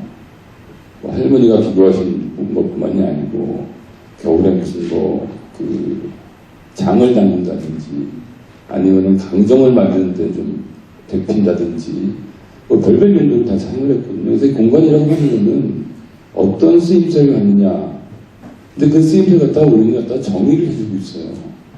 제가 이 한옥동 건축자산진흥법이 만들어지게 것은 굉장히 많은 박수를 보내지만 제 국토부 과정이라고 하는 완전 띄고 얘기하면은 그 한옥 건축자산에 대해서 좀 더 폭넓은 정의가 필요하지 않았느냐는 좀 생각을 합니다. 저는 적어도 마당은 들어갔어야 되지 않겠냐는 생각을 해요. 이경민 센터장이 말씀하신 대로 한옥에서 우리는 어떤 자연과의 관계, 그 다음에 가족 구성원들과의 관계, 이런 것들이 이루어지고 서로 교감하고 그랬었거든요. 근데 그게 아니라 우리는 지금 한옥이라고 하는 것 갖다가 하나의 실체를 보고 지금 접근을 하고 있습니다. 건축물이라고 하는 것 갖고 접근을 하고 있는데 한옥은 건축물이라고 하는 실체가 아니라 그 전에 집이라고 생각을 합니다. 집. 마당이 있고 담장이 있고 그 다음에 건축물이 있죠. 그래서 그 건축물을 통하고 마당을 통해서 계절의 변화를 느끼고 달이 뜨는 걸 보고 해를 갖다가 우리가 쬐고 그런 여러 가지 자연과의 교감을 하던 그런 하나의 어떻게 보면은 실체가 아니고 사건이라고 얘기할 수 있는데 그런 걸 갖다가 좀 우리 법에서 좀 폭넓게 담아주면 어땠었느냐 하는 생각을 합니다. 물론 이게 법이라고 하는 게 저도 법을 운영해서 제가 지금 계속 말씀하신 택지개발촉진법을 갖다가 담당을 하고 있습니다. 그리고 도시개발법도 제가 담당을 했습니다. 은평 도시개발법을 만들었잖아요. 근데 물론 제 잘못은 아니다만 그런 결과가 부지하고 저도 좀 답답하게 생각하는데 이 법이 물론 이제 지원을 하기 위한 어떤 목적으로 이제 기준을 정했는데 이 기준을 갖다 굉장히 좀 잘 정해요. 사람들이 이제 지원금을 준다고 하면은 거기에 맞춰서 다 짓는 경향이 있거든요. 그러니까 도대체 어느 정도까지 기준을 정하고 지원을 어느 정도까지 해놓고 어느 정도 정립을 해주느냐, 여기서 뭔가 잘 접점을 찾아내는 것이 중요하다고 생각합니다. 물론 지금 첫 걸음마일 때이기 때문에 너무 많은 것을 다룰 수는 없을 거예요. 근데 저는 이제 이 법 제정된 것만 해도 굉장히 큰 성과라고 생각하는 사람 중에 하나입니다. 근데 지금 시작한 단계니까 우리 아우리나 그다음에 우리 아우리네 센터에서도 굉장히 열심히 해주시고 경남과에서도 열심히 해주셔서 좀 더 많은 성과가 있을 거라고 생각을 하는데, 다만 아쉬운 거는 마당이 좀 들어갔으면 좋지 않았겠느냐 이런 생각을 좀 해봤습니다. 죄송합니다. 말씀 너무 많이 길어서. 네, 감사합니다. 또 그 플로어에서 네, 소속 성명을 좀 밝혀주시고 말씀해 주시면 감사하겠습니다. 저는 서울 건축사사무소를 운영하는 김석환.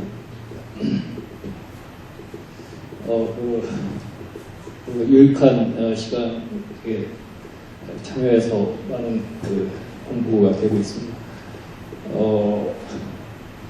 아우리가 하백센터 포럼에 아까 첫 번째 지적으로 나오신 오은숙 선생님께서 앞에 연단에 쓰셔가지고 한옥 아니죠, 건축 전공 아니고 용어도 아니고 그래서 이런 프로그램에 저런 분이 참여하실 수 있구나 이런 생각이 들어서 또 혹시 이렇게 실수하실까봐 제가 그제 마음도 썼었는데, 제가 오늘 들은 중에 그 오 선생님의 발제 또는 말씀 경험에 어쩌면은 이 프로그램에 굉장히 많은 함축적인 의미를 다 담고 있다라는 생각이 들었습니다.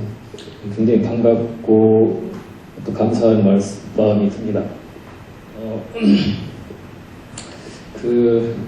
그래서 이제 시간이 이 플로어에 발언자한테 많이 주지 않을 걸 생각해서 오 선생님께 제가 이렇게 궁금한 점이 있었는데, 뭐냐면 얼마나 망가져도 한옥 예정을 잃지 않을 것인가, 어떠한 초가 시골에 어떤 고객이 하루에 2, 3일씩 운행하는 어떤 집들의 모든 거에 끝까지 애정을 잃지 않을 수 있는 그 에너지는 무엇인가, 한옥에 대한 정체성에 대한 에너지는 무엇인가, 무엇이 그렇게 도도 남지 않는데 그렇게 심폐소생술할 만큼의 열정을 갖게 하는가라고 하는 것이고, 그것이 얼만큼 망가지면 포기할 것인가, 한옥이라고 하는 뉘앙스조차 없어져 버릴 것인가 라고 하는 궁금증이 하나 생겼고요. 그것이 어떤 한옥의 오늘 토론의 주제에 대한 정체성과 굉장히 긴밀한 관계에 있다는 생각이 들었습니다.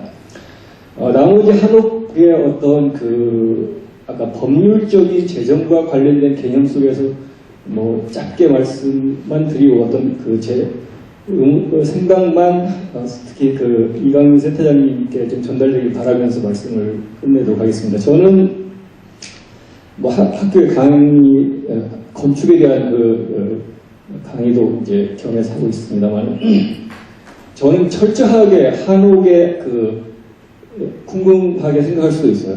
왜 선자연을 두고 팔짝 지붕을 두고 지붕의 선을 이렇게 부드럽게 하는 데 있어가지고, 제가 현대건축가이고 한옥도 설계를 해보긴 했습니다만은, 사실 그런 한옥의 지붕의 선의 형태를 만드는 데 있어서 선자석가연을 만들고 어떤 추녀마루, 내림마루 이렇게 만들고 추녀를 들어올리고 할 때 공사비가 보통 그냥 기하학적인 어떤 형태로 만들 때에 비해서 공법에 비해서 한 20%는 더 들 거라고 생각합니다. 추상을 제가 견적은 안 해봤지만. 그럼에도 불구하고 역사적으로 한옥이라고 하는 정체성을 그러한 이미지와 연관시키고 양식과 연관시키고 있는데, 그러니까 제가 그걸 따지려고 하는 게 아니라 우리 민족의 정서 속에서 그거를 아무리 힘들더라도 돈이 덜 들더라도 민가를 짓더라도 지키려고 했던 정서 속에서 우리가 한옥의 어떤 아이덴티티를 찾을 필요가 있다라는 좀 생각을 해본 거고요.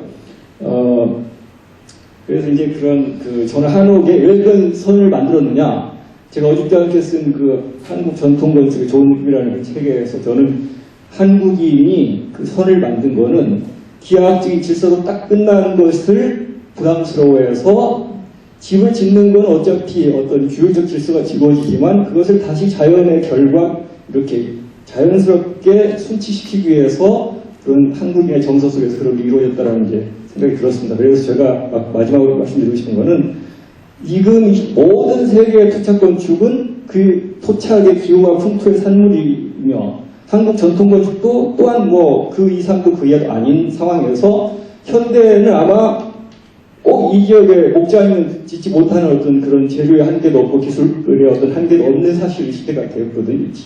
만약에 현재 그냥 인류가 이 지방에 살기 시작했다면 관역 지금 같은 한옥을 짓지 않아도 여러 가지 방법을 고안해냈을 거라고 생각합니다. 그러니까 집을 짓는 그 한 정통성이 토속건축이라고 하는 것은 사실은 자연스러움 속에서 존재해야 되는 것, 인위적인 어떤 정책적으로 개발해가거나 장려하거나 그럴 문제가 아닌데, 그 북촌에 있는 한옥들이 어떤 굉장히 중요한 역사적 자원성을 갖다 보니까 거기에 주목하게 되었고, 그 이상에서 지역의 어떤 뭐 영향 같은 그런 이제 행정의 어떤 뒤에서의 집안이 이루어졌었는데, 제 생각에는 자연스럽게 그의 물결이 흘러가도록 정책이 진행되어야 맞을 거라는 제 의견을 마지막으로 말씀드렸습니다. 감사합니다. 네, 감사합니다. 과연 그 한옥 오기숙 대표님께서 과연 한옥의 정체성이 무엇이냐, 정말 그런 에너지들을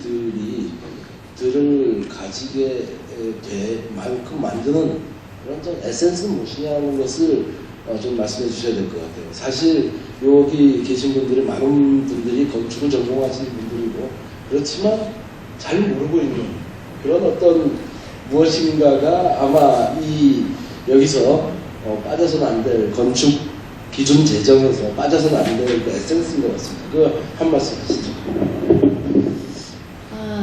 제가 일단 칭찬 너무 감사합니다, 선생님. 저는 그동안에 왜 제가 시골에 있는 집 한 채를 갖고 싶어서 찾다가 서천에 있는 100평 그 땅에 올라있는 집을 만나면서 그 집을 고치면서부터 시작됐지만, 제 생각 속에는 저도 아파트에 살고 있고 도시에서 쭉 살다가 어느 순간 정신없이 살다 보니까 할머니와 함께 살던 그 시골집이 그리웠습니다. 전 개인적으로 할머니가 저를 키우셨고, 제 고등학교 때까지 할머니 함께 살다가 서울 올라와서 학교를 다니고 취직을 해서 직장생활을 하다가 결혼하고, 어느 순간 할머니가 돌아가셨고, 그러나 제 잠재식 속에 늘 제가 아프거나 어떠한 일이 있을 때 할머니의 그 푸만 할머니 냄새, 할머니가 다락 속에서 꺼내줬던 알사탕, 그리고 아궁이 앞에서 할머니와 불 빼던 그 어린 시절 추억, 언젠가는 그러한 집 한 채를 내가 갖고 있다면 우리 아이들이 제가 갖고 있던 똑같은 추억은 아니더라도 우리나라의 집은 이런 시골집의 한옥, 그것을 떠올릴 수 있다면 얼마나 좋을까. 그리고 내 집을 통해서 조카들, 또 언니, 또 사촌들이 고향을 그리워할 때 나의 집을 온다면 얼마나 좋을까. 그런 생각에서 저는 최소한의 비용을 들여서 집을 찾았고 집을 고쳤습니다. 근데 그 집이 우연찮게 책을 통해서 책이 출간이 됐고, 방송에 여러 번 방송을 나가게 되는 기회를 얻었는데, 그 이후로 그 집을 보고 저에게 집을 의뢰하는 일들이 너무 기하급수적으로 많아진 거예요. 그리고 그분들을 상담하러 가서 봤을 때 공통적으로 하는 이야기가, 이 집을 최대한 건드리지 않고 석가래와 기둥과 이 집에 있는 분위기를 살려서 고쳤으면 좋겠습니다라고 얘기를 하는 거예요. 그걸 느끼면서 많은 사람들이 저와 같은 추억을 먹고 싶어 하는구나, 추억을 그리워하는구나, 그걸 느끼면서 그것이 모든 그 집을 고침에 있어서 힘든 걸 참아낼 수 있는 그 힘인 것 같아요. 왜냐면 내가 느꼈던 그 추억, 그것을 나에게 이 일을 의뢰했던 이분이 똑같이 누렸으면 좋겠다. 그래서 최대한 추억은 살리되 집은 좀 더 편리하게, 그리고 웬만하면 적은 비용을 했으면 좋겠다라고 시작은 하지만, 아까 도표도 선생님께서 말씀하신 것처럼 저 또한 견적 금액이 5천이었으면 원가 이상으로 들어가서 저는 그달 생활을 대출을 받아서도 살아야 되는 일이 있었고, 아무튼 또다시 일이 상담이 들어오게 되면 아마 저는 또 어딘가로 달려가고 있을 겁니다. 그것은 그분들의 앞으로 추억을 살려주기 위해서죠. 감사합니다. 네, 네, 두 분이 지금 하셨는데 먼저 지금 말씀 손을 드셨습니다. 근데 지금 좀 말씀을 좀 먼저 하시고 그 다음에 또 선생님께 시간 드리도록 하겠습니다. 좀 북촌에 사는 주민입니다. 네. 그래서 저희가 이제 집이 한번 신축을 하려고 생각했거든요. 근데 북촌의 그 지구단위 계획에서 한옥 예를 못 짓습니다. 1층으로. 근데 선택이 여지가 없어요. 근데 한옥을 짓다 보면 여기 1200 이야기인데 실제로는 더 달라고 그래요. 그러면 그게 아까 최 대표님 말씀이 북촌에 5억 5천 7천 간다고 하는데 사람 재산권 제한을 해가다 보니까 개도의 단가는 보통 3, 4천도 안 갑니다. 요즘. 팔지도 않아요. 왜? 규제가 하도 강하다 보니까. 근데 제 입장은 북촌의 정체성은 저도 믿고 싶어요. 왜? 저도 북촌에 몇십 년 살았거든요. 근데 우리 애들이 북촌에 살다 보니까 애들이 감기가 안 걸려요. 추운 데 살다 보니까. 근데 다 좋은데 집 질려보는데 그 많은 건축비, 선택의 없지 않습니까? 근데 거기에서 부분에서 정부에서 지원을 좀 해줬으면 하는 느낌입니다. 말씀해 제가 항상 주장하는 건데 지금 정책은 아까 우리 정독 교수님이 왜 싸게는 못 짓는다라고 하는 건 저는 100% 동감합니다. 예술 작품의 40분은 10배도 더 내셔야 된다고 봅니다. 지금보다. 정말 손으로 하나씩 깎아서 만든 그런 집에 살면서 그걸 반값에 달라고 하는 거는 문제가 있는 거고, 그래서 기술 개발을 해서 그렇지 않은 사람도, 그러니까 정도편수님께 못 맡기는 사람도 한옥에 살 수 있게 하는 게 이 정책의 방향이라고 보시면 되겠습니다. 그리고 이 기술 개발들이 되면은 600만 원짜리 한옥에 저는 만들어져야 된다고 봅니다. 제가요, 신문에 얼마 전에 일링이 나왔었어요. 한옥 반값에 줄 수 있다. 근데 가서 보니까 우리 북촌에 있더라고요. 가서 상담을 해봤어요. 근데 무슨 얘기를 하시냐. 그 사람들 지방에 있는 큰 건물 있잖아요. 그리고 정형화된 거. 그러면 깎아서 각도도 다 나와 있대요. 근데 개도 있는 그 북촌에 조그만 짓잖아요. 땅도 조그만하고 그러다 보면 거기에 맞추다 보면 그건 불가능하다는 거예요. 근데 그렇다면 개도에서는 아무래도 1000만 원, 1000원 못 짓습니다. 어떤 한옥 짓는 분도 못 짓는데요. 그렇다고 하면 뭐냐. 정부에서 너는 한옥만 지어라. 2층만 지어라. 그러면 재산권도 많이 있는데만 그런 지원자도 해줘야 하지 않겠습니까? 제가 어제 서울시 갔다 왔는데요. 서울시에서 예산을 조금 더 땄답니다. 내년에. 지원금을 좀 올릴 계획이 있고 상당히 적극적으로 그런 부분에 대해서 그 시장님을 비롯한 공무원들이 이미 충분히 지금 4천인가잖아요. 근데 그거보다 훨씬 더 현실을 반영해서 그 지원금 올리겠다라는 말씀을 들었습니다. 양옥을 3, 400이면 짓지 않습니까? 근데 몇 천만 원씩 지면서 대만 선택권이 없어요. 너는 한옥만 지라 이거야. 네, 감사합니다. 네. 그리고 또 플로어에서 한 말씀 하실 분이 기다리고 있어서 그쪽으로 마이크를 드리도록 하겠습니다. 나는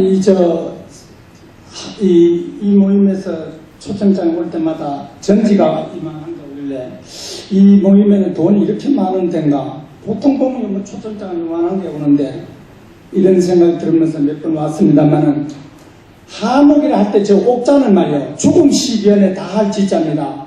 시체가 나가는 마지막 조그마한 오두막집을 옥이라 그럽니다. 초가집을 옥이라 그럽니다. 개화집은 옛날에 옥이라 소리 안 했어요. 경주 채부자 집 그랬지 경주 채부자 옥 하는 말 들어봤습니까? 그래서 옥이라는 말은 아주 작은 집, 오두막집을 가지고 말하는데 지금은 한옥이라는 말을 아주 보편화되어 있는데 단칸방이라 그러면 가난하게 보이고 원룸에 산다 그러면 부잣집 같이 보이는 거하고 똑같은 개념입니다. 그러니까 한옥을 한택 아니면 한방 아니면 한가 최소한 교화집 정도로 이제 지금 말 두고 우리 오늘까지 논의했으니까 좀 업그레이드 시켜야 된다는 용어를 그런 말 하나 하시 드리고 싶고 이게 처음에 안 써서 그렇지 쓰면 또 그대로 됩니다. 지금은 그냥 모두가 한옥입니다. 어디 그게 떡깨집이지 어디 그 한옥입니까? 네. 그런데 지금 아까 있던 도편수 선생님 말이요. 건축학과는 각 공과대학마다 다 있는데 도편수 학과가 있습니까? 없습니까? 한옥학과. 없죠. 없으니까 희소 가치가 있으니까 남대문 불났을 때 그런 불상사가 일어납니다. 왜? 아까 건축비가 너무 싸서 죽을 지게라 그랬죠. 도 3억이라는 지금 비들 지고 있다 그러는데 이거는요. 도편수 하나 부르려면 하늘의 별 따기입니다. 시골에서는요. 건축 사무소는 천지가 깔려 있는데 한옥 사무소는 하나도 없어요. 그래서 제가 하나 이제 건축학과에서 이거를 제 단가를 낮추려면 공과대학의 건축학과에 한옥학과가 한가학과가 있어야 된다는 그 말씀 하나 드리고 그 다음에는 이 정도 빨리 끝이겠습니다. 네, 감사합니다. 정말 폐부를 찌르는 말씀을 주셔서 사실 국가한옥센터를 국가한가센터로 국립한가센터로 한택이라는 말이 좀 마음에 들었습니다. 한택이었습니다. 택배가 있어서 더 높은 말로 국가한택센터로 바꾸는 그런 작업을 진행해야 될 것 같습니다. 도편수 희소같이 있는데 지금 도편수 젊은 도편수도 아직 좀 많이 있습니다. 너무 걱정 안 하셔도 됩니다. 예, 지금 약 한 20분 정도의 시간이 남았습니다. 또 플로어에서 한 분 정도만 시간 좀 질문을 받도록 하겠습니다. 시간 좀.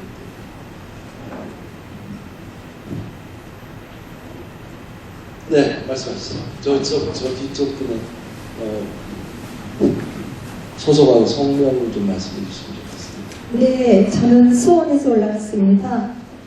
그리고 인터넷을 통해서 그 국가 한옥센터에 대한 그 사이트에 들어가서 자세히 보고 왔고요.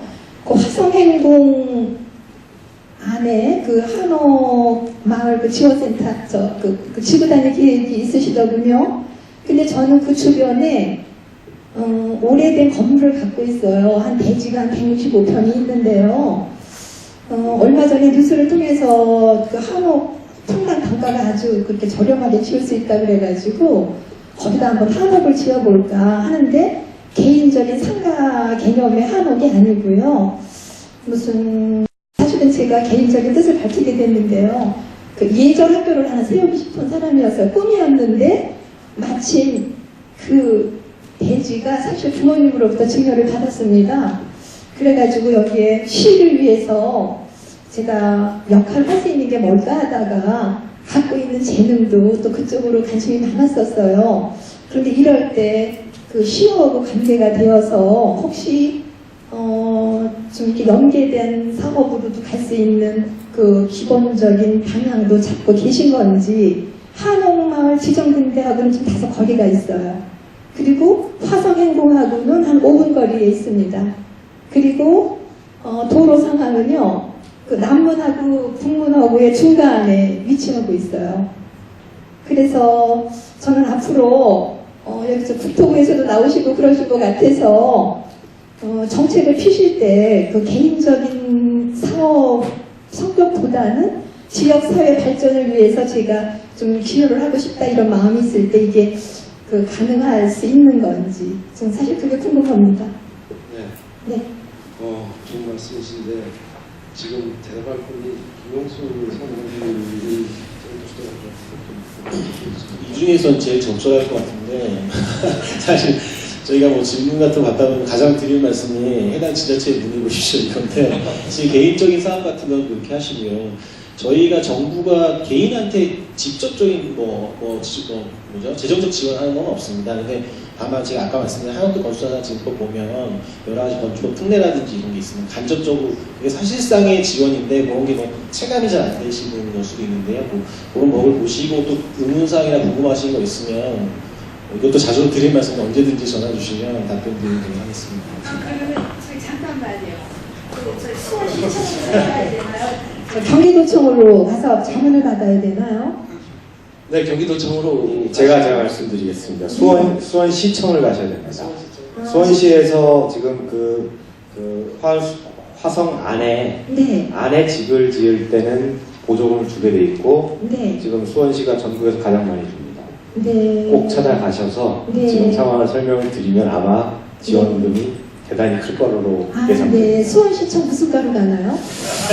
화성 사업소를 먼저 들려보시죠. 화성 아, 사업소. 네. 네. 알겠습니다. 고맙습니다. 네, 지금 그 많은 얘기들이 논의가 됐습니다. 그래서 아까 사실 한옥 기준 제정에 대해서는 뭐 크게 말씀이 없으셨는데 다들 우회적으로 돌려서 다들 얘기를 하셨기 때문에 그 부분에 대한 우려가 좀 현실로 나타나지 않도록 국가한옥센터장께서는 그거를 조금 약간 더 뭐 현실화한다든지 또는 뭐 시장보다 앞서 나가는 그런 정책으로 조금 바꾸실 의향이 있으신지 이걸 조금 마지막으로 좀 말씀해 주시면 좋겠습니다. 이게 계속 제가 조금 마음이 안 좋은 데가 있다라고 하는 게 예를 들어 과장님 말씀하신 마당 같은 것도 계속 논의하다가 마지막에 빠졌습니다.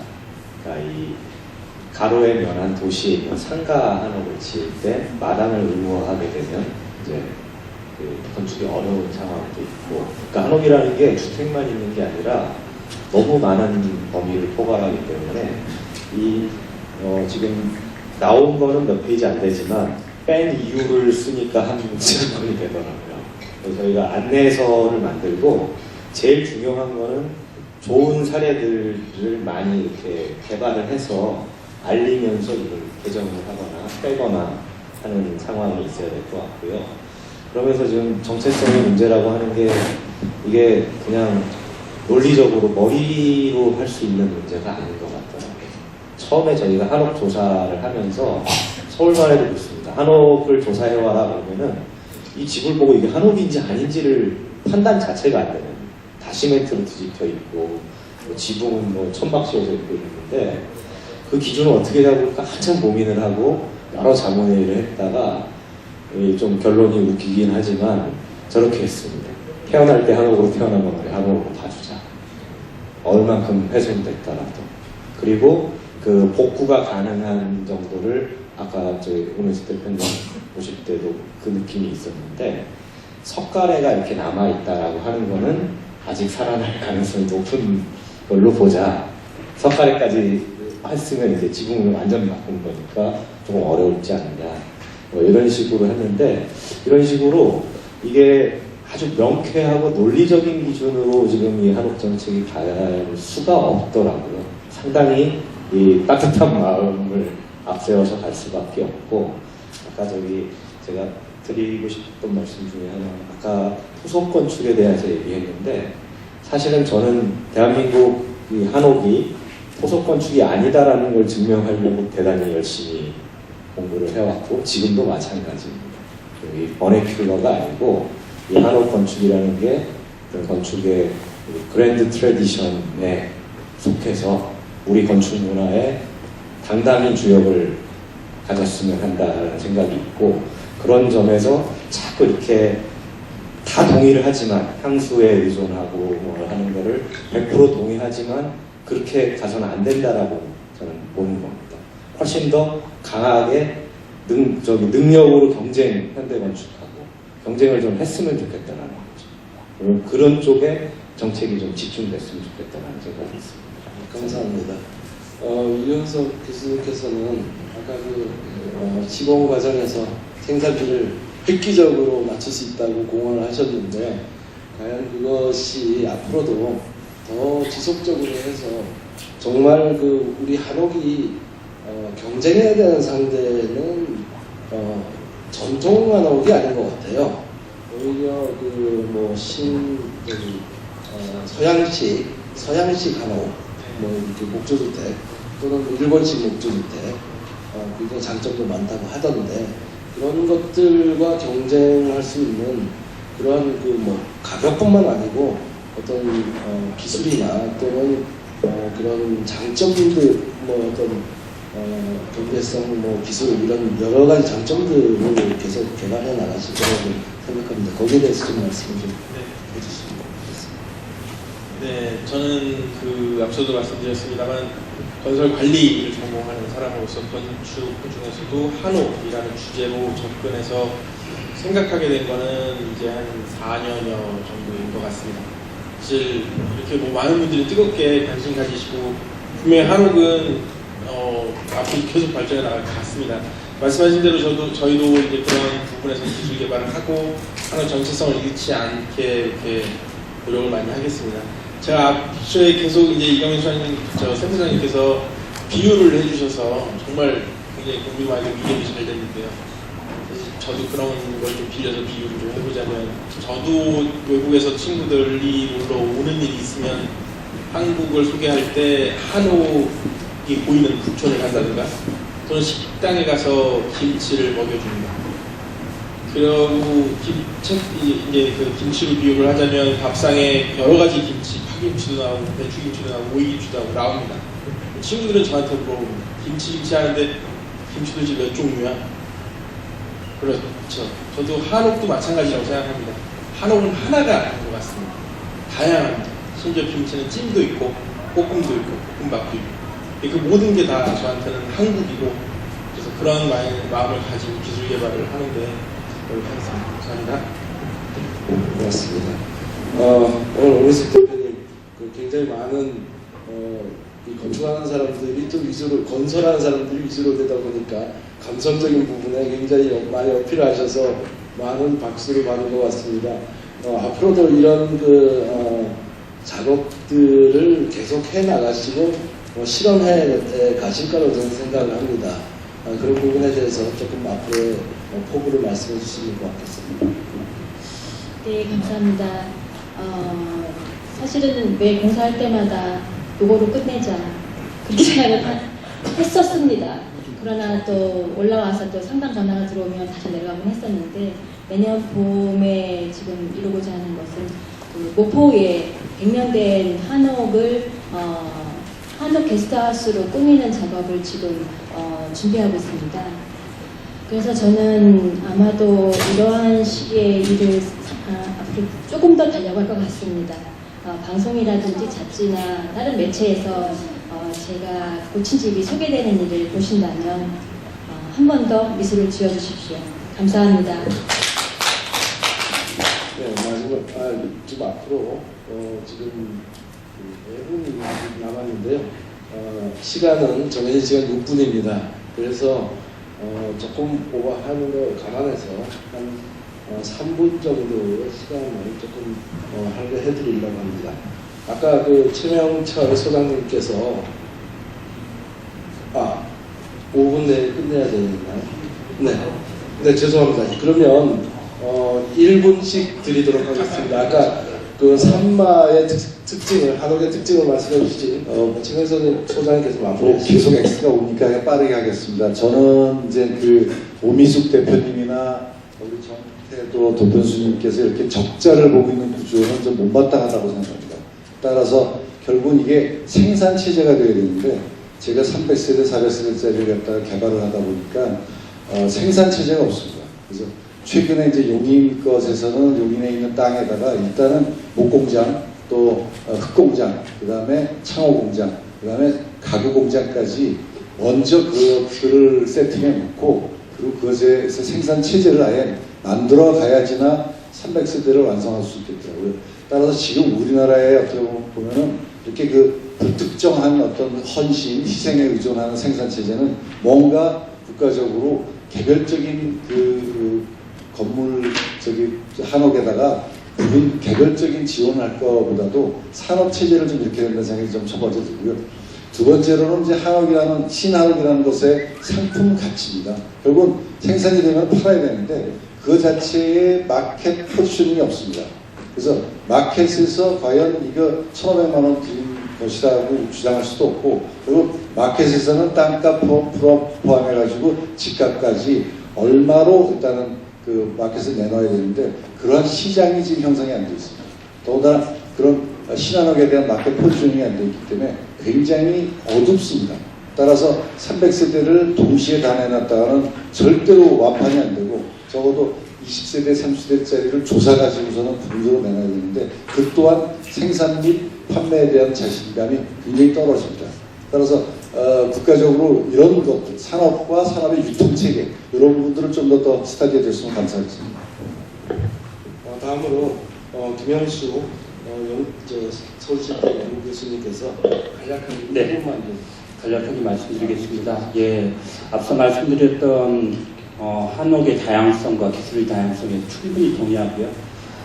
기왕에 정부에서 정책을 가지고 이것들을 지원한다라고 하면 지원적인 측면하고 기술적인 측면을 좀 다층화했으면 하는 바람입니다. 지원적 측면에서 보면 사실 세 가지가 있겠죠. 제도적 인센티브가 있을 거고, 그리고 기술자에 대한 지원이 있을 거고, 그리고 주민에 대한 직접적인 지원이 있을 겁니다. 그러면 한옥의 다층적 성격에 따라서 이것들을 차등 적용할 필요가 있겠고요. 그리고 기술은 현재 개발되어 있는 기술을 적용하는 것들, 그리고 미래의 기술을 개발하는 두 가지 측면이 있을 겁니다. 이 모든 것들을 좀 고려해서 정책을 수행하고 개발했으면 하는 바람입니다. 이상입니다. 감사합니다. 저기 정태도 이사장님께서 간략하게 1분 정도 말해주시죠. 예. 제가 이름이 정태도예요. 그래서 초등학교 다닐 때부터 선생님이 너는 태도가 밝아야 된다는 말을 많이 들었습니다. 그래서 뭐 돈이 어떻게 됐든 간에 제 스스로가 이해 안 되는 집을 못 짓기 때문에 하다 보니까 오늘날까지 이렇게 되더라고요. 근데 요거를 이제 다른 면으로 한번 좀 보면 어떨까. 집이라고 하는 것을 내 것이라는 생각을 좀 버리고 우리 것이라는 것으로 좀 바꾸면은 내 것이라 그래봐야 결국 몇십 년 살다가 죽으면 다 우리 것이 되거든요. 근데 내 것이라 하기 때문에 내가 부담을 다 해야 되더라고요. 이거를 우리 것이 될 수 있는 방법을 한번 연구를 해보면 어떨까. 그러면은 내가 30년 산다 그래도 월세를 뭐 한 달에 50만 원 낸다 그래봐야 얼마 안 되거든요.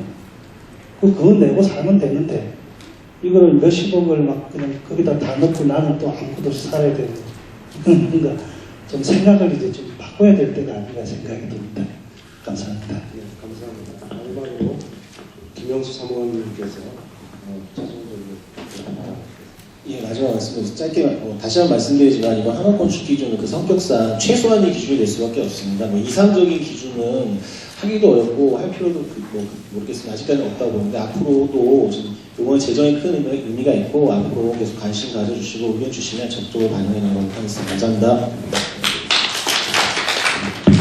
감사합니다. 제가 그 시골에 살다 보니까 그 서울에 이렇게 막 겹쳐서 세미나가 있는 줄 몰랐기 때문에 조금 한 5분 정도 오버하려고 했더니 아주 큰 항의가 들어와서 지금 부득이 마무리를 해야 될 것 같습니다. 오늘 굉장히 많은 논의들이 있었지만 그 중에서 가장 우려하는 것이 한옥의 기준 제정입니다. 이 부분에 있어서 건축가들 그리고 또 도편수들 그리고 많은 산업계 연구자들 이런 분들이 같이 동의할 수 있는 그런 기준의 틀을 조금 열어줬으면 좋겠다라는 그런 부탁을 드리면서 마무리를 짓도록 하겠습니다. 감사합니다. 대전선생의 수행자 그리고 발제자 여러분 감사드리고 그다음에 이렇게까지 이렇게 다 참석해 주신 관객 여러분께도 감사를 드립니다. 올해 3번 진행된 한옥 포럼에 많은 관심 가주셔서 감사드리고요. 내년 포럼도 더 알차게 준비해서 다시 한번 또 모시도록 하겠습니다. 고맙습니다.